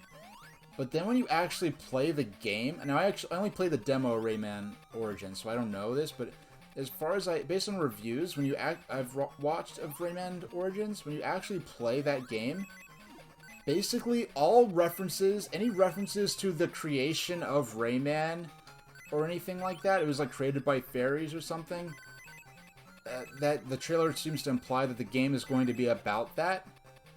because they actually depict that. But in the game, they never really reference or mention that.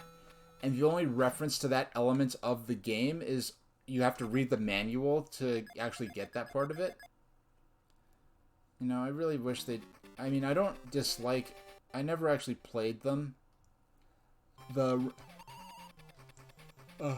Excuse me, you got a yawn there. The Rayman games... Like, when I played the demo for Rayman Origins on 3DS, and I did not like it because... Rayman Legends...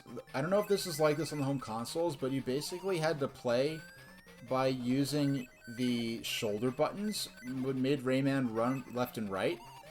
And I guess I'm just too used to Mario and Sonic, where you use the arrow, the D-pad to make the character run. So I really could not get used to running using the left and right using the shoulder buttons. And what probably made it worse was the fact that I was playing this on an original model 3DS, where the shoulder buttons are tiny. They're good for for side features and secondary functions, not for the primary controls of a platforming jumping game. So it being an unorthodox way to move a character in a side-scrolling platformer to begin with, combined with this was on the 3DS, where the shoulder buttons are a secondary control, it was not a good fit. Now, let's see, Rayman Origins was on the Wii, and if it's on the Wii, it's almost guaranteed to mean it's going to be compatible. Any side-scrolling platformer on the Wii is probably going to use the Wii Remote in its sideways sort of candy bar form, like how New Super Mario Bros. Wii does it, where it uses it basically like a tiny NES controller. And I'm guessing Rayman Origins for Wii has to... And it's not the best looking version graphically, Wii being, the weakest system out at the time. Not except, as far as home consoles go. But what I would hope is that when you play with... You could play with the Wii Remote turned sideways, and then when you play it that way, you could play using a D-pad in a more traditional manner. And if that's the case, then maybe Rayman Origins might be something I could play on stream someday. But anyway, I don't dislike the Rayman Origins and Legends, but I just wish they'd go ahead and make a Rayman 4 that was supposed to be a 3D platformer, which ended up getting transformed into Rayman Raving Rabbids. And the Rabbids basically derailed the entire Rayman series for nearly a decade. Okay, you dodged it.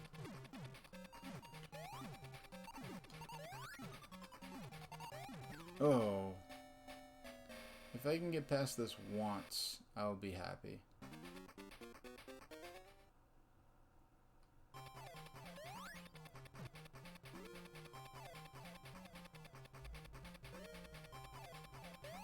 There we go. Okay. And they needed to put more ground there, so I actually have enough space to roll into the ball. Look at that. I'm nearly at the very edge of the...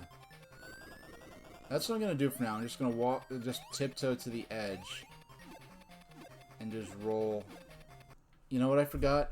I forgot to... Did I change? Oh, wow. Wow, I actually remembered to change the game title and category. That's a nice... I'm getting better at this, to the point where I'm actually doing these things automatically and not forgetting to do so. Because my first few streams, even last stream, I definitely still sometimes forget to change the game and category. I'm going to switch consoles. Sorry, I was trying to do a covert yawn there, because it is, yeah, it's 12:30 at night where I'm at, and I do want to show off a little more Sonic 2, but I'm getting sleepy. Okay, this is our last chance here, so... I like how you can look up and down as you're in the minecart. Okay. Tiptoe, that's good enough. There we go.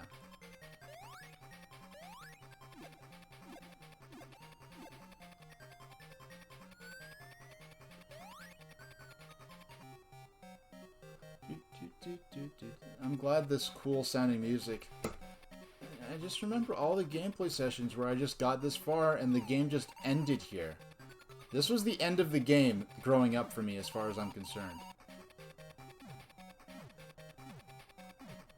I don't even remember really being upset about it. I was upset that I was disappointed I could never see the rest of the game. I never remember being mad or angry at the game that I couldn't even get past the first zone of the game. I just kind of accepted it, I suppose.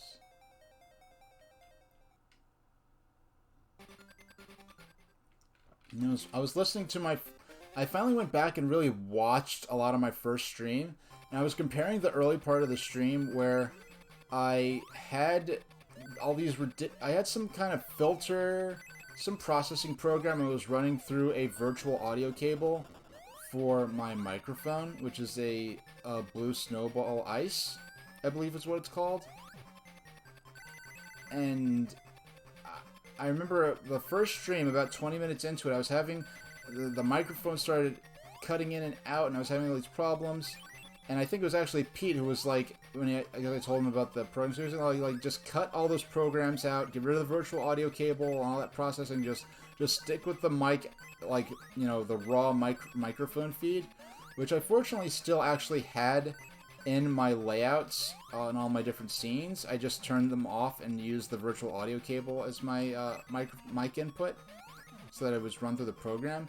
And I was convinced that, like, when I first plugged in them, I didn't really read reviews for this mic.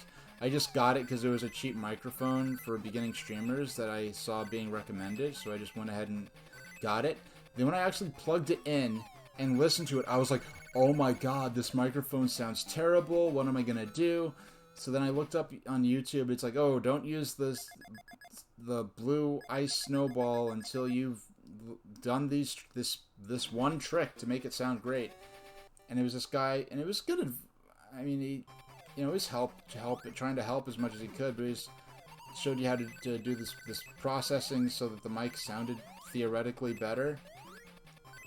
And so self-conscious about the mic quality. What I didn't realize at the time is that I was kind of comparing my $20 or $30 mic or whatever to people who have microphones that are upwards like $300 or upwards of $500, closing in on $1,000, which is a totally different, you know, you're using like studio equipment at that point. Like, the mic I had was fine, and the sound quality is good enough, it's good, but I didn't realize that most of the people I was listening to on, like, you know, professional YouTubers or professional streamers have, like, mics that were, like, you know, that you could literally pay for a flight to England, pretty much. Whereas, like, it's like, no, my mic doesn't sound bad. Everyone in stream, when I turned off all that processing nonsense, said that the mic sounded great, and it sounded even better without those filters on it. And I went back and watched the VOD. I actually just listened side by side to how I sounded before the audio trouble and how I sounded after I unplugged the mic. And I was like, okay, I do sound better. And so, you know, now that I have all my gear set up, one of my main motivations for streaming was to be able to share this 8-bit Game Gear version of Sonic the Hedgehog 1 and Sonic 2, because those games don't get a lot of play on Twitch, and I get to play using my actual childhood cartridge and the Analog Mega SG there. You know, I never beat these games as a kid, so it was a real honor being able to share beating Sonic 1 for the very first time on stream. And the interesting thing here is it's Aspect, who was the company that made the 8-bit version of Sonic 2. And by the way, this is a lie. It shows Tails and Sonic on a minecart together. Tails is not, the storyline for the game is that Tails has been kidnapped, and it shows Tails being kidnapped in the intro sequence to the game. So I don't know why they also went and showed him with Sonic in all the splash screens. The only thing I can think of is maybe at some point they're trying to find a way to have Tails follow Sonic in the stages, but it just wasn't, the Game Gear just wasn't capable of doing so.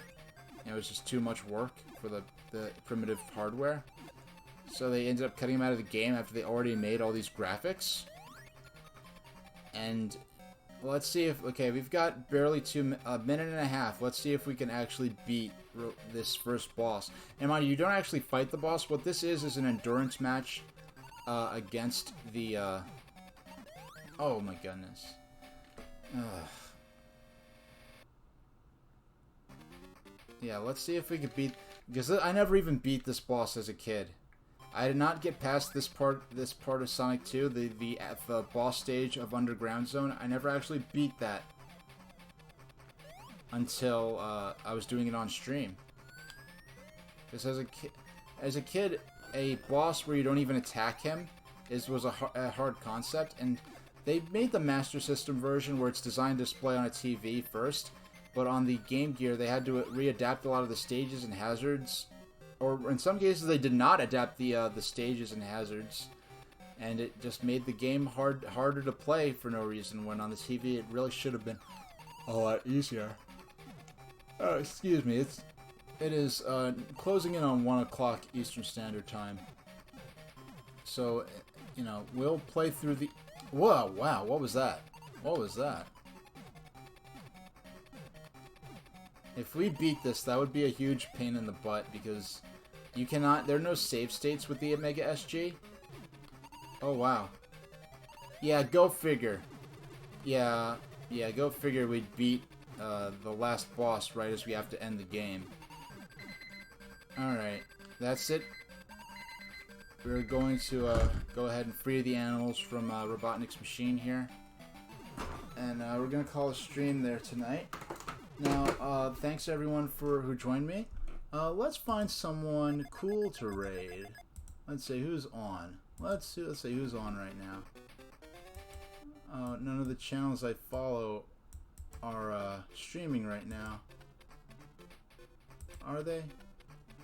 There's no one. Okay, Ash is streaming. Let's go over to Ash. Let's